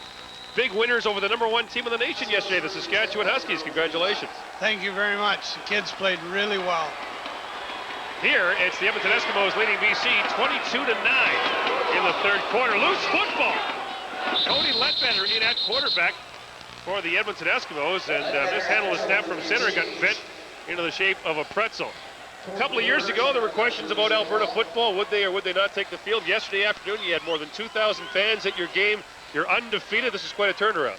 Well, yeah, it's a great year, but, you know, it's only half over, and the kids have played really well, and we've got a lot of new coaches this year, and everything's up-tempo and trying to be a team, and we had a good test yesterday. Either team could have won, but I think we showed that maybe we're getting a little bit better. Ledbetter under pressure, trying to get away, and he is dropped at the 30-yard line. Tyrone Chapman got to him. Now, you know, Tom, you played here in Edmonton for a long time. You know, look at you. You got like an open neck shirt, light. Look at Glenn Suter. He's got like the heavy vest on. You know, how do you do it? You know. Well, you stay a little bit fat because it keeps you warm in the wintertime, but you're just used to it, you know, and it really isn't that bad of a day. I don't know, DBs never could take too much, you know. No, they never were much for punishment. Tell me something, you know, you're the head coach now and a successful one in the CIU. Who had the biggest influence on you as a head coach? I would say Huey Campbell. I had a lot of coaches. I was fortunate enough to play football for a long, long time, but I just liked Huey's philosophy that you went out and the team was important, and you only won as a team, and it just, I think it made playing a lot more fun. Here's Robert Davis from the 40-yard line, trying to run around the corner. Mike Sellers got hammered there, but it's a 39-yard punt, a return of 6. We were talking yesterday about all the players that have gone from BC to Edmonton and vice versa. There's been a lot of movement. You're one of them, right? 1970? 72. Bob Howes and myself. Donnie Warrington came over here a little bit before that. Larry Highbaugh, Swamp Dog. There was quite a few that came from there, and you know, on myself, they made the right decision, but to let me go. But some of the other ones, I think they should have kept. First down, Lions from their own 45. Allen for Thompson. And Larry Thompson, quickly becoming his favorite receiver, has the catch up to the 48-yard line. His 7th catch of the game. So I got a question for the quarterback. What about the 96 version of this Edmonton Eskimo team? Is this good enough team to go all the way? I think it is. You know, there's been a lot of criticism of Danny McManus. And you know, when things aren't going too well, it doesn't matter how long you've been in the league, you start to put a little bit of pressure on yourself. But the last 2 or 3 games, he started out good, and I think he's a good quarterback and can help this team win. Second and long. Oh, look out! Mike Trevathan ran into, in order, Singor Mobley, Trent Brown, and Willie Pless. 3-on-1. It was a wall of green. And guess what? He got up smiling again. And made the catch. He is tough. Just runs a little slant pattern, and here comes Pless, Trent Brown, boom, Mobley. 3 hats. Right to the chest of Trevathan. Gets up, says, you didn't even hurt me. You had 3. You didn't hurt me. Trevathan comes up a yard short of a first down. The Lions will gamble right from midfield. 3rd and a yard. They were stuffed earlier in the first half. That time they gave it to Sean Millington. Play action pass. Allen gets it out there for Ronald Williams. What a gutsy call. Williams is down to the 40-yard line. Davis Reed made the stop, a 15-yard gain. Even you are shaking your head, Tom Wilkinson. Well, that was a gutsy call, and Damon really made a good play because he had to dodge a guy coming in on the pass rush to be able to get the ball downfield, and they made a great reception on it. Yeah, it certainly was. Mike Sellers right in Damon Allen's face, not for his athletic ability. That one's dead in the water. Now 1st and 10 for the Lions. 2:20 to play in the 3rd quarter. They trail the game by 13. Allen has time. On the run, gets it to Matt Clark standing at the sidelines, out of bounds at the 33-yard line. And you know what? I think Andy, our audio guy who got crunched in the first half, got hit again. What did the audio guy say to the BC Lions? The first time was Trevathan hit him, this time was Clark. Wow. This is more like the Damon Allen we're used to seeing, getting outside the pocket, finds Clark on the sideline. Here comes the hit on Andy. Whoa, look out. That was a camera went down there too. Holy smokes. Oh, the high-tech stuff down there, Tom. He must have been a DB too. Second down. Almost intercepted. Look out. Melvin Hunter got his hands on that, and he is still running. But as it is, the Lions are snuffed out on second down. Well, we have a moment, Tom. A former teammate of yours inducted into the Canadian Football League Hall of Fame today, Dan Kepley. I'm sure you're pleased to see that. Well, there's a lot of guys here that are would really like to congratulate him. Al Watt, what's the equipment guy's name? Dwayne Mandrusiak, Huey Campbell, and myself aren't any of them. But no, I'll tell you what, since I've been in the league, to me that is the best linebacker that's played in the CFL, and I'm really happy for him, and I'd love to have been there to help him celebrate the honor that it is. But we were playing a game yesterday, and if Kep's it all around, congratulations, buddy, you really deserved it. Lou Pasaglia puts the field goal through, and all of a sudden it's a 10-point game, and the Lions have got to feel like they've got some life here. Well, yeah, I mean, you know, with Danny McManus being out, there hasn't been a lot of offense happening. I really think it's up to the line, but everybody else to pick their game up. But the offensive line has to help the young quarterback out by making some holes and giving him second and shorts instead of second longs. Tom, Cody Ledbetter threw a touchdown pass in his first CFL game. Do you remember your first CFL game? I do. My very first pass was an interception. My very last pass in the CFL was an interception. Started the way it finished. First down for Ledbetter. Here comes the rush, gets it off over the middle. And Mark Tobert, a graduate of the University of Alberta, makes the catch. And Tobert, who is telling anyone who will listen how good the Alberta Golden Bears are these days, has the catch up at the 41-yard line. Tobert having his best season by far. He had 336 yards coming into the game, and I think back to the game that Edmonton came back and won. Tobert, a key factor in that last drive with Cody Ledbetter. I haven't seen him drop very many. He's a very good receiver and got good speed. Ledbetter, quick throw, looking for Darren Flutie. And the pass is over his head, incomplete. And Eddie Brown was wide open, and Brown is telling anyone who will listen just how wide open he was. Yeah. So Ledbetter will make his way out the field. Darren Flutie scored a touchdown on the same type of defensive scheme that BC showed him right there, but it was Danny McManus that delivered the throw. That time Flutie Eddie Brown and the rest of that receiving core were open to the inside, and Cody Ledbetter just couldn't get him the football. Well, the good thing about it, though, was that he read it right, you know, and he might have thrown it a little bit high that time, but the next time they do it, all he's got to do is get it down. He did read it right, and I think that's a really good sign. Low snap to Glenn Harper. Gets the kick away. This is Robert Davis from the 35-yard line. Davis trying the outside. Big hit down there. Listen to that. Holy smokes. And before the football game, Larry Ruck usually likes to have a little game of hacky sack. Well, it's a little different, so when you're as big as Larry Ruck is, they use a football.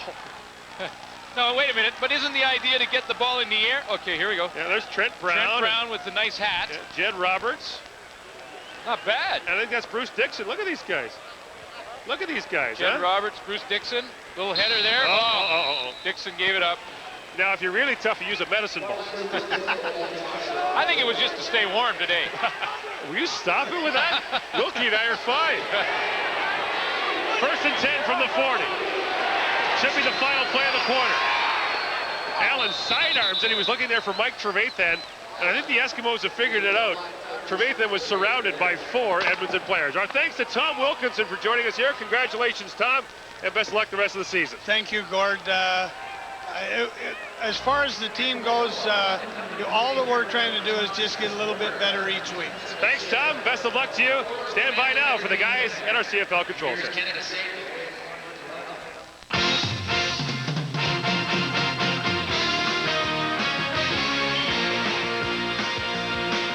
CFL Live at the Quarter, brought to you by Gillette's $250,000 Triple Play Challenge at a retailer near you.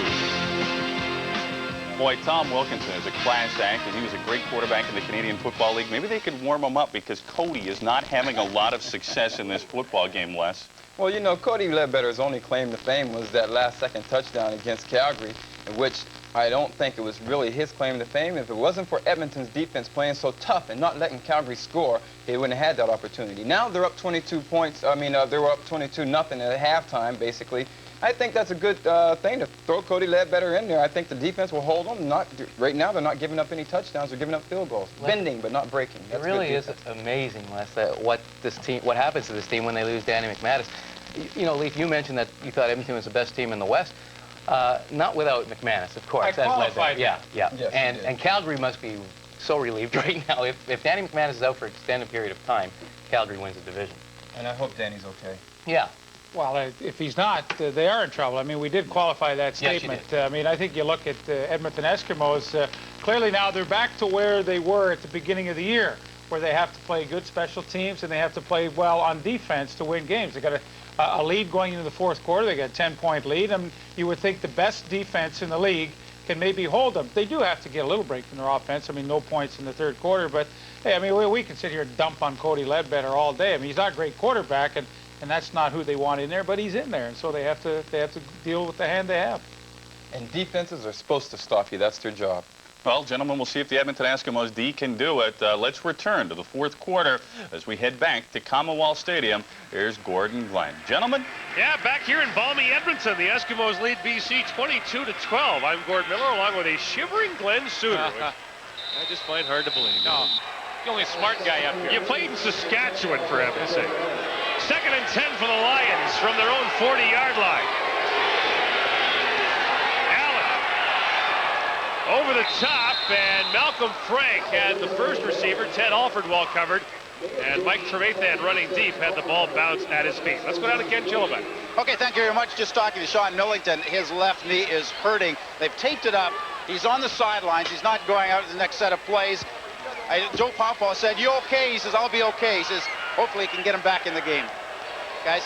Thanks very much, Ken. And, of course, knee injury is a part of Sean Millington's past. Last year, his season was ended when he ruptured the patellar tendon, the tendon that holds the kneecap in place, and he missed the rest of the season. Took him a whole offseason to rehabilitate that knee injury, and I believe it was the left knee. Bisaglia to punt. Here comes the rush. Louis gets it away. Gizmo from the 36. Steps out of bounds quickly at the 42-yard line. So as we begin the fourth quarter, let's show you what's happened through 3. And the Lions held the ball for 10 minutes, almost 11 minutes actually, in the third quarter, and have more net yards than the Edmonton Eskimos. This game different than all the other games the Lions have played this season. In all their previous games, the Lions had held the lead at least once. They have not led today. Well, key for Edmonton there, no turnovers. They had that problem early in the season, but in that third quarter, Cody Ledbetter was 2 and out. That's why the time of possession is in BC's favor. Ledbetter starts first down. And play action for Eric Blunt, and Cody Ledbetter got caught with the ball by 5 BC Lions. Yeah, and I think Cody Ledbetter made the mistake because he wanted to give the ball. The play was designed to go to Eric Blunt on the draw play. It was set up perfectly. The lineman pulled out. Everything was set up and executed well, except for Cody Ledbetter didn't give Blunt the ball. You see 35 leaking out there. He had lots of running room. Ledbetter kept the ball in his hand and got sacked. Well, Cody's doing a good job cutting the grass here in Commonwealth, though, isn't he?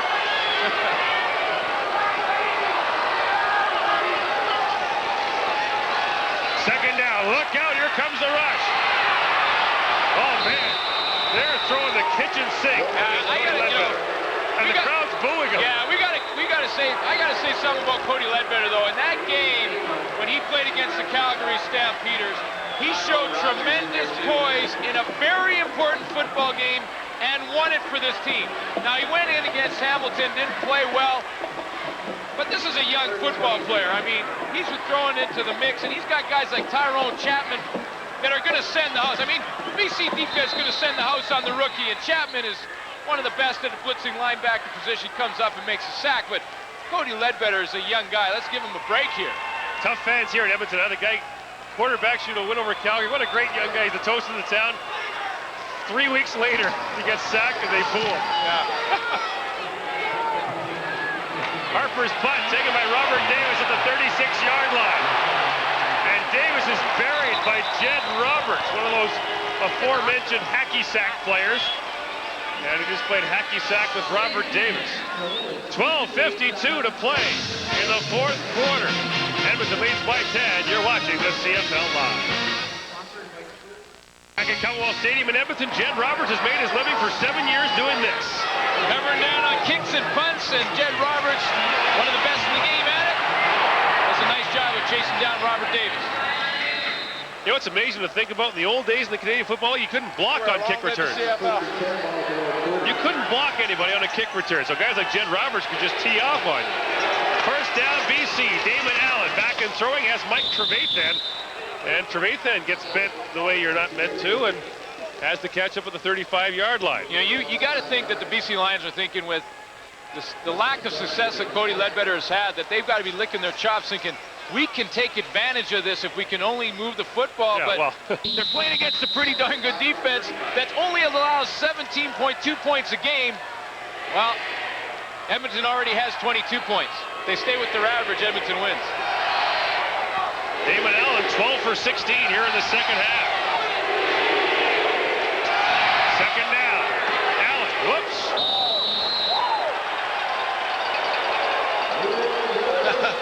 Pass rush by Leroy Blue. Again. Yeah, well, that was the key to the play. I mean, Leroy Blue comes off the corner.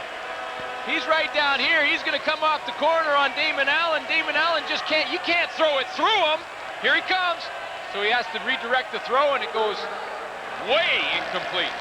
Yeah, he missed by a good bunch there. Yeah. As that coach said, I used it the other night, his strength was good, his toward was off.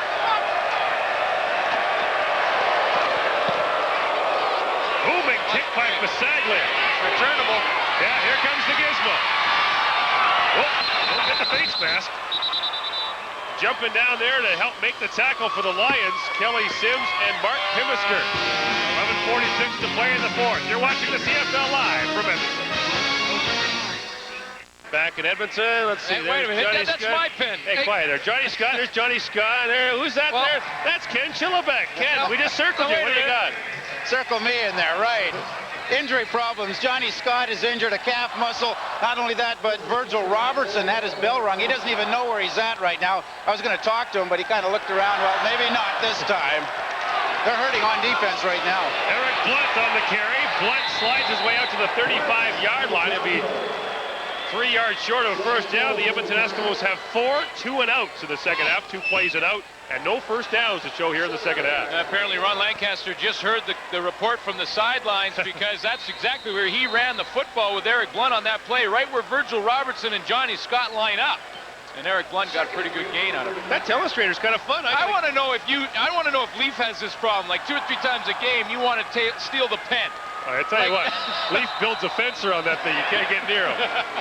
That's Leaf steal. Low snap, flags are down. They give it off to Willie Pless. Pless is stopped short, but I think the Lions were offside. Someone in that line, in the interior part of that defensive line for BC, jumped. Whether or not he was drawn is the question. Offside, BC 91. See, when you're dealing with the Matisse of telestrators like Leaf, you don't dare touch the instruments, but you know. And that penalty gives the Edmonton Eskimos their first down of the second half. That's football right there. And then you gotta love it. You just saw a great look at Tyrone Rogers' helmet is all mighty. Cody Ledbetter's got grass all over his. And obviously, is Leaf? I gotta ask Leaf if you mess with his telestrator. Leaf, are you there? I'm here. Does he mess with the telestrator like you did there? I'll tell you one thing. If he gets his hand near it, he's going to lose it. Here's Eric Blunt with the carry. Out to the 48-yard line. There's a flag down. See, I know better to do with Leaf. Now I know, though. Glenn, you don't let children play with expensive equipment. Gotcha. Now I know, and that's it. Edmonton 67. He won't touch it again. Now I got Leaf and Glenn here. 2 guys. Leaf, you're in the studio. You're probably cold. I got my gloves on. Actually turned out to be not a bad day here, but the downfield coat. One thing, Leaf, you never wore a downfield coat in the booth. And never will. Hey, that's not a bad look. Look at these guys. They got the blanket. Well, I learned now, though. You're not getting the telestrator again. The Eskimos backed up to their own 30-yard line now. Ledbetter looking for Darren Flutie, makes the catch and has the first down up to the 54-yard line. Great throw by Cody Ledbetter. Well, wait a minute. What happened to the Boo Birds? Yeah. That's a pretty nice throw by Cody Ledbetter. Darren Flutie's going to get open for his young quarterback. Does a pretty nice job on the quarter pattern running on Kelly Sims. Gets the separation, but Ledbetter threw that ball perfect. Flutie over 100 yards receiving now, 4 catches for 107 yards. By the way, if Ledbetter was to get hurt, Darren Flutie would come in at quarterback for Edmonton. That's why he got open. He doesn't want that to happen. Eric Blunt slides his way up to midfield, a pickup of maybe a yard. Eric Blunt's one of the best at cutting on a dime. I love the way he... Yeah, but the dime's wet. But the dime's soaking wet, and it's awful tough to cut on one when it's as wet as that one, and muddy. Most of the time in this kind of condition, you'll get the 3/4-inch cleats, and I believe that's what Eric Blunt's wearing, but I'll tell you what, 3/4 inch isn't long enough for this. I'll tell you what, you better use finishing nails today. Yeah. 2nd and 9 for midfield. Look out, Thomas Rayam got a jump there. Flags all over the place. The Eskimos will be forced to back up. Yeah, well, BC was in that defense where they put everyone on the line of scrimmage. Thomas Rayam saw it. Last time they did it... Illegal procedure, Edmonton 55. Last time BC did it, David Mieva came up with a big stop on a 2nd down play, and that time Thomas Rayam wanted to get a jump and not allow that blitz to get there. By the way, we were talking about the weather. I was talking to Cody Ledbetter before the game, and I was saying, you find this cold. He said the Calgary game 3 weeks ago was the coldest game he'd ever played in. It was 5 degrees Celsius. I said, are you kidding me? Just wait. Wait till he gets to 40 below dry cold in Edmonton. Ledbetter wants to sling it deep. Eddie Brown's running under it. And it falls incomplete. Brandon Hamilton was with him step for step. Now, who's got a case there? I think the fans do. They're booing. I usually go with the defensive back. If there's any chance that I can go with the defensive back, I will. But I believe Brandon Hamilton may have got away with one. Here's Hamilton here. Eddie Brown's just going to take off down the sideline on him. If it happens late in the play, they're pretty good coverage right now. Now, there's no penalties so far. Right there, though, he's got both hands and hasn't looked back to the ball. Had both hands on Eddie Brown, and I think he had an argument. Robert Davis back to receive the kick from Glenn Harper. Under 9 minutes to play in the fourth quarter. 10-point Edmonton lead. Harper gets a good high kick away. Davis at the 17-yard line. Lost the ball. Oh, man, did he get hit? Mike Sellers, who blocked a punt earlier, just dropped a load of bricks on Robert Davis. Wow, we've got the injury report. Danny McManus is getting x-rays. The hitting is unbelievable in this football game. Man, head-to-head they go in a 10-point Edmonton game. The CFL Live returns when we get our senses back right after this. Joe Paopao, the Lions are trying to put the BC back in BC Lions, and Paopao and some of his players took some young kids out for dinner last night. Some native kids from Prince Rupert, BC, who took the bus to get here, and that's a major hike. Mike Trevate then among those who was there. And these kids are going to be a guest of the Lions at the November 2nd BC home game, the final home game of the season. There's Sean Millington talking to some of the young kids who are actually staying in our hotel, and each one of them has a hat full of autographs. Couldn't be happier about it. Nice thing by the BC Lions. And each one of them has a smile on their face like that for the last 2 days. Damon Allen up over the middle looking for Matt Clark, well covered by Derek Beattie. I thought the line of the week was Joe Paopao. People were talking about all the problems the Lions have had on and off the field this year. He says, hey, we're 3-1 under Price Waterhouse. maybe Price Waterhouse will end up being the CFL Executive of the Year if the Lions get into the playoffs. And there's a young fella who's just, it's just too much. Yeah. You have the hot dog at halftime, the hot chocolate. Cuddled up there with a nice toque on. Yeah. I want to get one of those too. You probably take that from the kid. Yeah.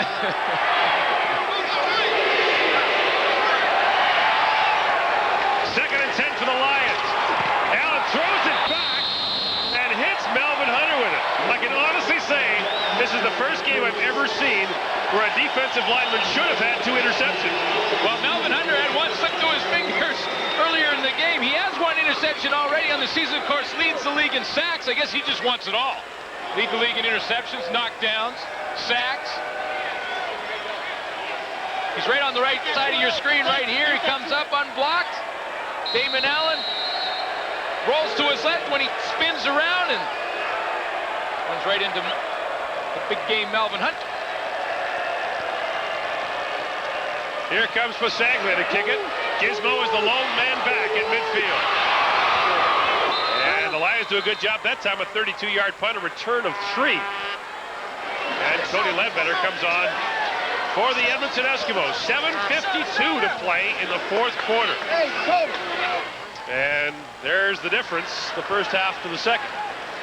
Well, you heard Tom Wilkinson talk about Cody Ledbetter and made a couple of the right reads, but there's 2 phases to it. You have to make the decision, and then you have to execute the play. Danny McManus in the first half did both well. Cody Ledbetter's 1 for 2. He's making the right decisions. Just hasn't executed quite. I like him, though. He's got a great chance to be a good player. He sure does. Got the right temperament. First down, he's going to throw, and he's going to throw it deep for Darren Flutie. Oh, here comes the flag. Flutie made the catch.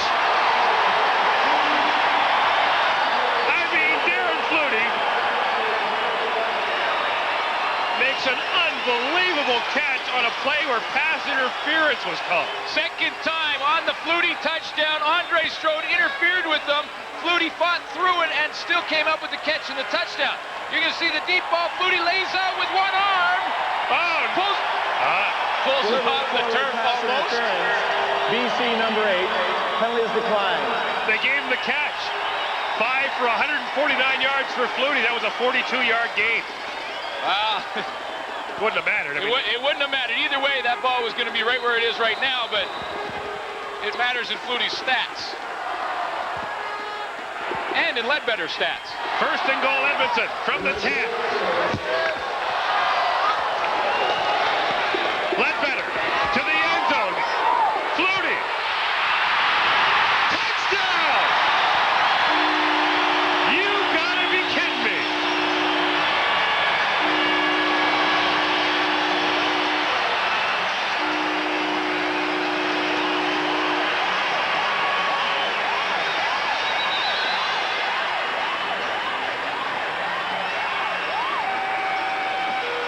Darren Flutie, in his last 7 games, has made 37 catches.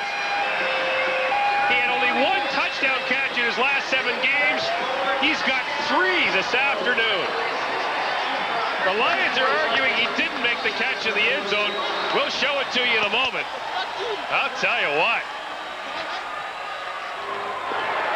Sean Fleming puts the point after, up and good. The Eskimos have a 29-12 lead with 6:56 to play in the 4th quarter. You know, going back in that Calgary game when Cody Ledbetter was struggling, and they did end up winning, Darren Flutie went in and said, listen, I don't care if I'm covered or not, just throw me the football, I'll come up with the catch for you. And I'm sure he said the same thing to the quarterback here, because he is well covered, but Cody Ledbetter throws it 1, 2, 3 shots. That is definitely a catch. Ledbetter has taken a hit almost every time he's thrown the football. Robert Davis hits him there, just lays it out. And here's the play just before that, where again, Ledbetter just lays it down the field and lets his star receiver go after it. Got credit for one that maybe pulled off the turf there, but 2 unbelievable catches. And on both catches, he just used that right hand to get him started.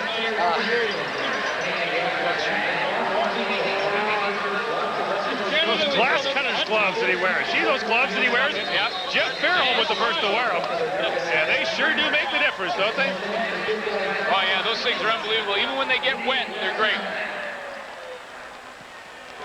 Cody Ledbetter with his 3rd CFL touchdown pass. They've all come in the month of September. Here comes Corey Philpott. Philpott out to the 36-yard line. So the Lions in a deeper hole now, down 17 points.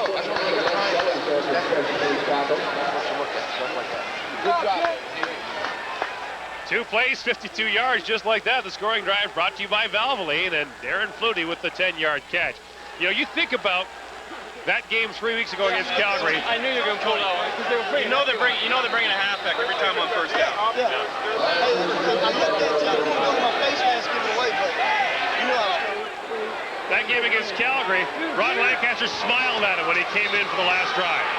And now the Eskimos are smiling. David Allen sacked by Willie Pless, Benny Goods, and Errol Martin. But I think Pless will get credit. That'll be Willie Pless' 6th sack of the year. You know, when you get a little momentum, this defense gets even tougher to beat. They're going to send a little pressure, and David Allen has no chance to get this football off. By the time he catches it in the shotgun, Willie Pless is right in his face, and there's no way he can get that football off. Well, the one thing about having a great defense, the game will never get out of reach, will it? Well, you know, Lee talked about it at halftime. I mean, this is a team that for the first half of the season, the defense kept them in every single game because offensively they were terrible. Allen under pressure. Pless is hunting him down. Allen gets there for the first down out to the 50-yard line. And the fans in this stadium have seen this before. For the most part, he was wearing the other shirt, though. And they were cheering it when he took off. And now, of course, with the BC Lions, I mean, I'm surprised we haven't seen David Allen do more of it. I mean, he's most effective when he takes off and run. You know, Joe Paupa put in all these new formations for this game because of the great Edmonton defense, but I'm not so sure you just stay in split backs and let Damon Allen drop back and take off when he finds his seam. First down BC from the Lions 49-yard line. Allen over the middle and incomplete. He was looking there for Ted Alford, and Malcolm Frank was there on the coverage.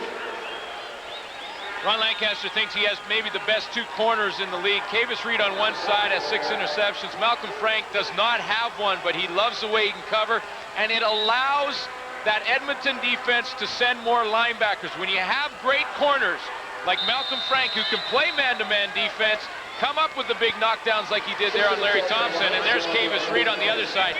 You can send more pressure. Your corners are always out to dry.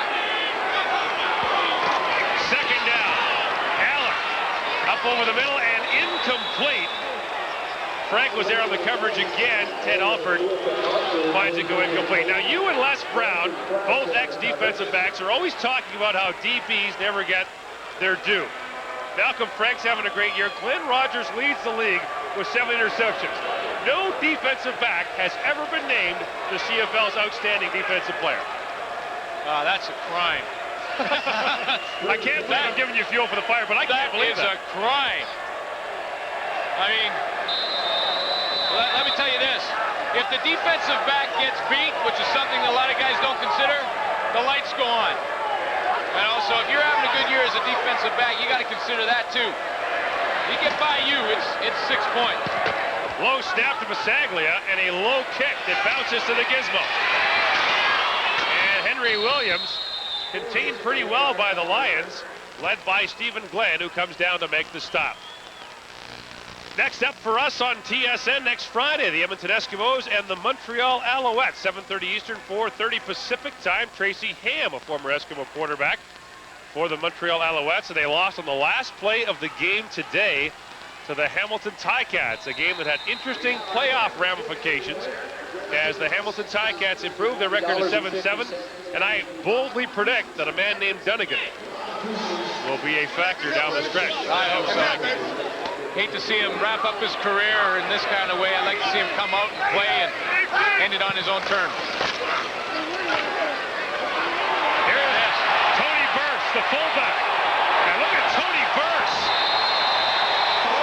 Up to the 52-yard line and a trail of Lions in his wake. Yeah, this was the runaway train. Tony Burse, 240 pounds, and he just takes on the whole BC Lion defense. A couple tackles missed there, breaks through that bunch. Now look at this. Here's a bunch of DBs trying to grab onto him. Tom Europe trying to grab him, pull him down to the ground. Robert Davis gets the worst of that one as Burse rolls onto him. That guy's a truck. Tony Burse had 90 yards rushing last week in the win over Winnipeg.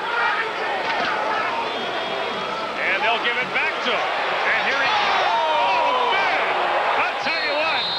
Kelly Sims, is he nodding or is his head bobbing? Because Tony Burse just drilled him. This football game has been unbelievable for the contact on the field. Listen to this hit.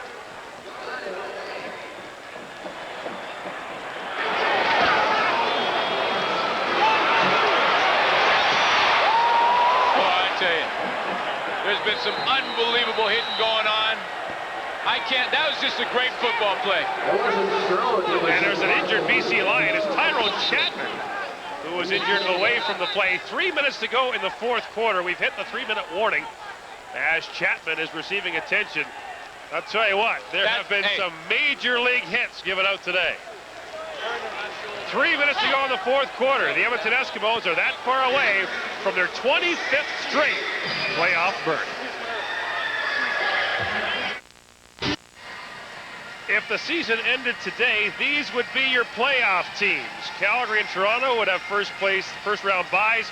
Montreal would face Hamilton. Edmonton would face Winnipeg. Now, if the fourth place team in the West, right now BC, got more points than the third place team in the East, Hamilton, then the Western team would get in. But BC has just 4 games remaining and is 6 points back. Hamilton with 1 win can basically wrap up an Eastern playoff spot for someone, and likely themselves. Tyrone Chapman wasn't hurt. He just needed more pumps in the shoe. He was a little shaken up, but it looks like he shook it off and he could be back. 1st and 10 for Edmonton. The Eskimos running the ball now. The Lions' throats here. Eric Blunt with the carry. And across the 45 to the 44. Stay tuned following this game. NFL Primetime coming next on TSN. Let's bring in our primetime players from the studio in Toronto. And the playoff races get interesting in terms of the race for position. I think most guys, fellas, would concede first place in the East of the Toronto Argonauts. Is there anyone there who thinks that maybe Calgary can be caught in the West? Definitely. I think the Edmonton Eskimos, with the victory this afternoon, if they hold on to win this football game, and it looks like they're going to, I think so, because Calgary, even though they've come up with a victory on Friday night, you kind of get the feeling that the Stamps are not the formidable team that they once were. And now the Edmonton Eskimos, if they get Danny McManus, the key is McManus. I think we'd all agree that it's McManus for the Edmonton Eskimos. If he's healthy, if he can play, look out. I can't believe that he's getting on Danny McManus' bandwagon. Yeah. Tell him, Les. You gotta love Edmonton, Les. They're with you, win or tie. That's right. No, but the 18 interceptions earlier this season had a lot to do with the Edmonton Eskimos. Their defense won them a lot of football games early on. And I know the point has been made that he's coming to a new offense. But last year with BC, he had an opportunity to prove himself as a starter. That didn't work out. You must admit, at the beginning of the season, McManus did look somewhat shaky for the Edmonton Eskimos, but he's starting to find a home there. short for the Eskimos, who are gambling. 3rd and a yard. Willie Pless is in there for Edmonton. And flags come down. Ledbetter was trying that stutter count. Yes, it was Willie Pless who got the carry again. And it's that time of year where you start thinking about year-end awards. Edmonton 56. And Ed Kusi jumped off side, so Edmonton will not be able to gamble here. Who's the top defensive player in the league? Gord, I can't answer that because the panel's going to jump me if I say another word. They want their airtime. Go, guys, go. Hey, Gord and Glenn, let me bounce something off you guys. There's no standout player in the West this year. I don't think. What if Darren Flutie, after the game he's had today, he emerges from the West and you've got a Flutie showdown? Well, you know what, though? He'd have to have 1,000 yards receiving. Well, he's closing in on it. Yeah, he would. He's got three touchdowns, so they give him 6 on the year. No. I mean, Eddie Brown is their top receiver. So, yeah, it's interesting to see who would the outstanding player be in the West. I don't know. I mean, I say if the Calgary Stampeders finish first, and if they finish with a record of something like 14-4 or 13-5, why isn't Jeff Garcia the top player in the West? Why isn't it a defensive back? I hear ya. Coleman has done more for Calgary almost as Jeff Garcia when his interceptions for touchdowns. Now, Les, you know what? I started the fire earlier when I said no DB had ever been named as the top defensive player. And now I've created a monster. Oh, yeah. Now, why not outstanding player? I'm with Les. You know, Glenn, you're absolutely right. And I agree with you fellas, too, because I think why not have a defensive player in a year where there really hasn't been an outright offensive player that's dominated the Western Conference. Look at Benny Goods. Every year he's in the top 5 in sacks, and he's a defensive tackle, the toughest position on the field to get a lot of sacks, and yet he does. He could be a candidate as well. That's a good point. Harper's kick taken by Davis down at the 13-yard line. Flag comes down. You know what, though? Tell that to Tim Cofield. I've got an argument with that. The toughest defensive position to play on that field is the secondary. Oh, Les. Well, the offensive guys know where they're going to go. Defensive players have to follow it, and they have to be close enough to make that play. And to make an interception is much tougher than And you know a sack. what? I'm glad your name was just put up on the screen, though, so everybody at home knows who made that comment. Oh, for sure. And then they know that it's the correct comment from the correct person. Now, it is interesting to note that I mean, maybe a defensive player should get his due, but look at this, guys. Who do you vote? Who's the defensive MVP in Edmonton? Is it Glenn Rogers Jr., who leads the league in interceptions? Is it Benny Goods, who's having the great year sack? Melvin Hunter. Melvin Hunter, or is it Willie Pless? It's Benny Goods, in my opinion, because he's the guy that can make Melvin Hunter and Leroy Blue look so good coming from the outside. It's the guy that pushes the pocket up the middle that doesn't get the credit. I would have to agree with Luke there. I hate to admit it, but I got to agree with him. David Allen from his goal line is under pressure from the Edmonton defense. Bruce Dixon got in there along with the aforementioned Melvin Hunter. Just getting the Edmonton Eskimo nomination will be the toughest part of the awards process in the defensive player category. Yeah, but Benny Goods, I mean, this is a defensive line led by Benny Goods that, I mean, they're on pace to break the CFL record for sacks. And Les Brown, I think, will agree with me. When you're getting pressure from your front four, it makes it a heck of a lot easier to cover and play defensive back. Allen's under pressure, and he is sacked. Willie Pless gets it done with a minute and a half to go in the 4th quarter, and don't forget about him.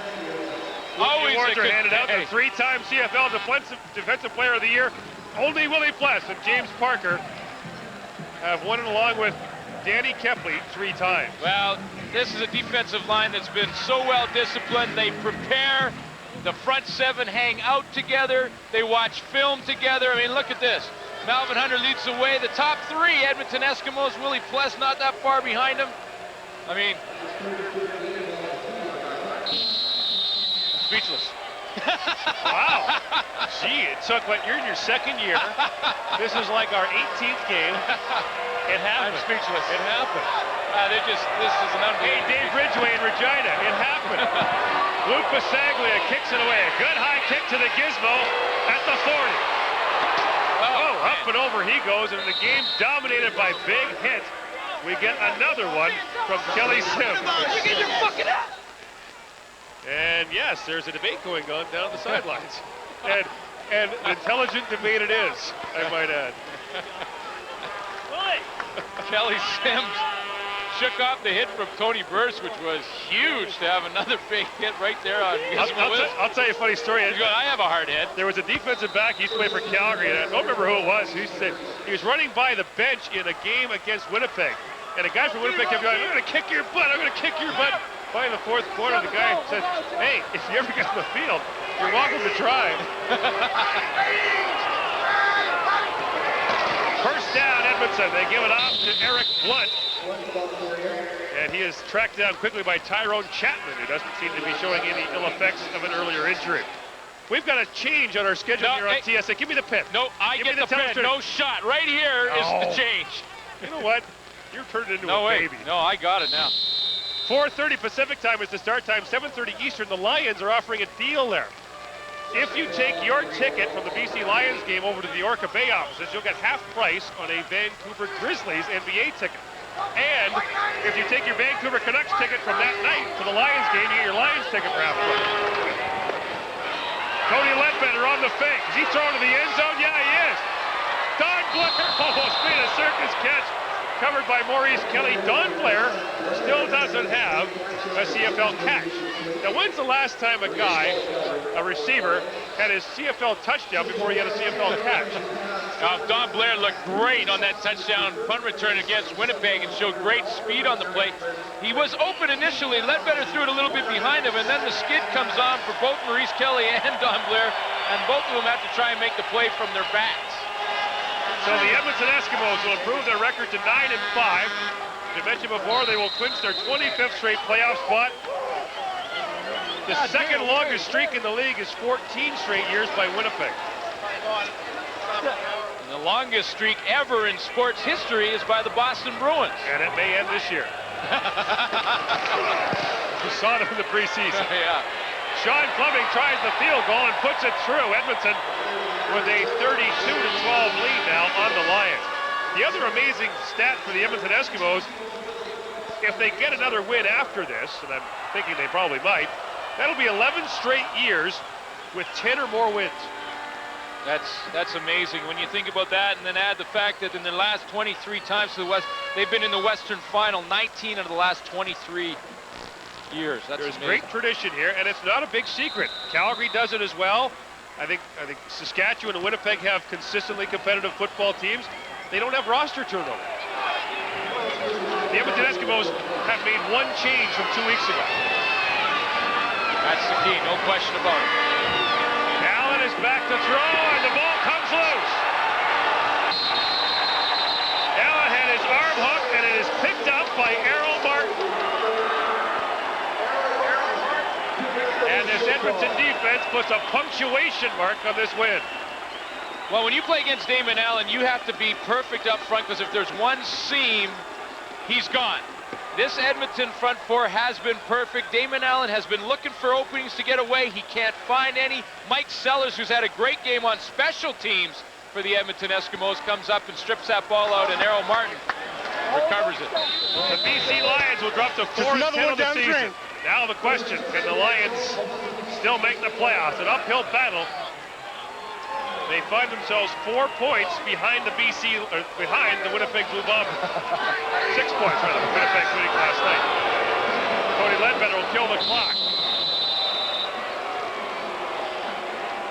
Here's the game story tonight. And the Eskimos scored first repeatedly. Danny McManus was injured in the second quarter, and they won't know until tomorrow his condition, but they'll keep a close eye on that. Darren Flutie, 3 touchdown catches on 159 yards, and the Eskimos have sacked BC quarterbacks 4 times. And one thing that we didn't have in that game story that I think was a big factor was the special teams play of the Edmonton Eskimos. Mike Sellers blocked a punt early. Glenn Harper recovered his own punt early. They dominated in that phase of the game. How about this kid, Cody Ledbetter, though? Ledbetter has appeared in 4 games for the Edmonton Eskimos, and they've won 3 of them. He's doing all right. The Eskimos win it by a score of 32-12, improve their record to 9-5, clinch a berth in the playoffs. And Joe Paopao greets his former players after an intense, hard-hitting game on the grass at Commonwealth Stadium.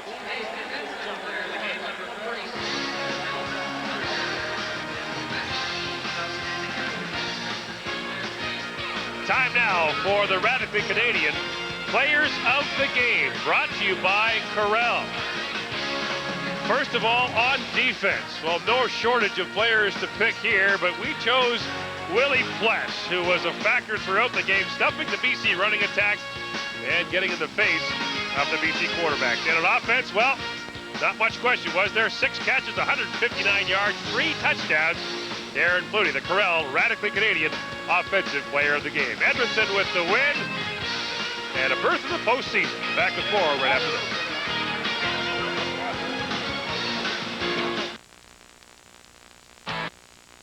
Just a quick programming note for you. The Los Angeles Dodgers and the San Diego Padres are playing in Chavez Ravine. It's the final baseball game of this Major League season. The winner will claim the NL West Championship. They are currently scoreless, playing in extra innings. We will take you to that baseball game as soon as we wrap up here. Following the baseball game, it'll be NFL primetime. But let's talk about the Canadian Football League and the BC Lions specifically, who did not look good today. And it all started with Damon Allen. He was not strong out there. Darren, you're right. I expected more offense from the Lions today. They didn't score a touchdown. Damon Allen, I think, took himself right out of the most outstanding player category in the Western Division, and the Lions pretty well took themselves out of the playoff race. Well, you've been bouncing from one player to the next, and that player, I don't know who you're going to pick. He's fickle. You're very There's fickle. nobody to pick. Hey, I'll back Marty up. You got to call him like you see him. I mean, Damon Allen just did not play well in this football game today. He did not have a good game at all, and I don't know if it was the game plan or what, but Damon is usually good with that Sally Ram play where he can get out there and he's got one-on-one against the defensive end, and we didn't see any of that today. And Damon didn't take off and run like the Damon Allen of, I don't know if it was the wet field, the coldness got to him. You know, those guys are used to playing in that dome. I don't know what happened there. You know what, Les? You know what I liked about this game, and it's easy to say a lot of good things about the Edmonton Eskimos, the way they're playing right now, but you have to like a team late in the year. We're getting into October now that can win games with defense and can win games with special teams and have an offense that just doesn't beat themselves. And that's what they have right now. Essentially, they've had that all year, and I'm on their bandwagon. Big time. Big time. And it's hard not to be, though. It really is. We'll take a short break. You're watching the CFL live on TSN. The Edmonton Eskimos victorious this afternoon, 6-1 now at Commonwealth Stadium.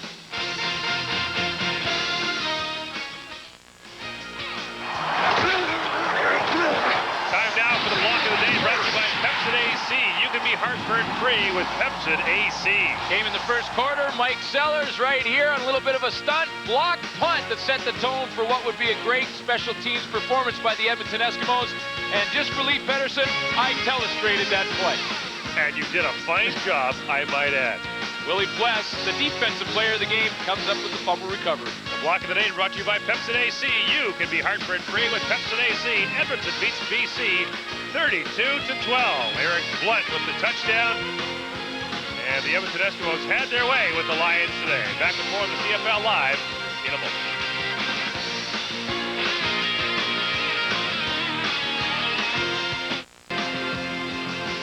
And here are the final results from today's QB1 contest. Remember, with TSN, you're always live and interactive. Our next game comes to you from Montreal, the Edmonton Eskimos and the Alouettes, Friday, October the 4th. We're on the air at 7:30 Eastern Time.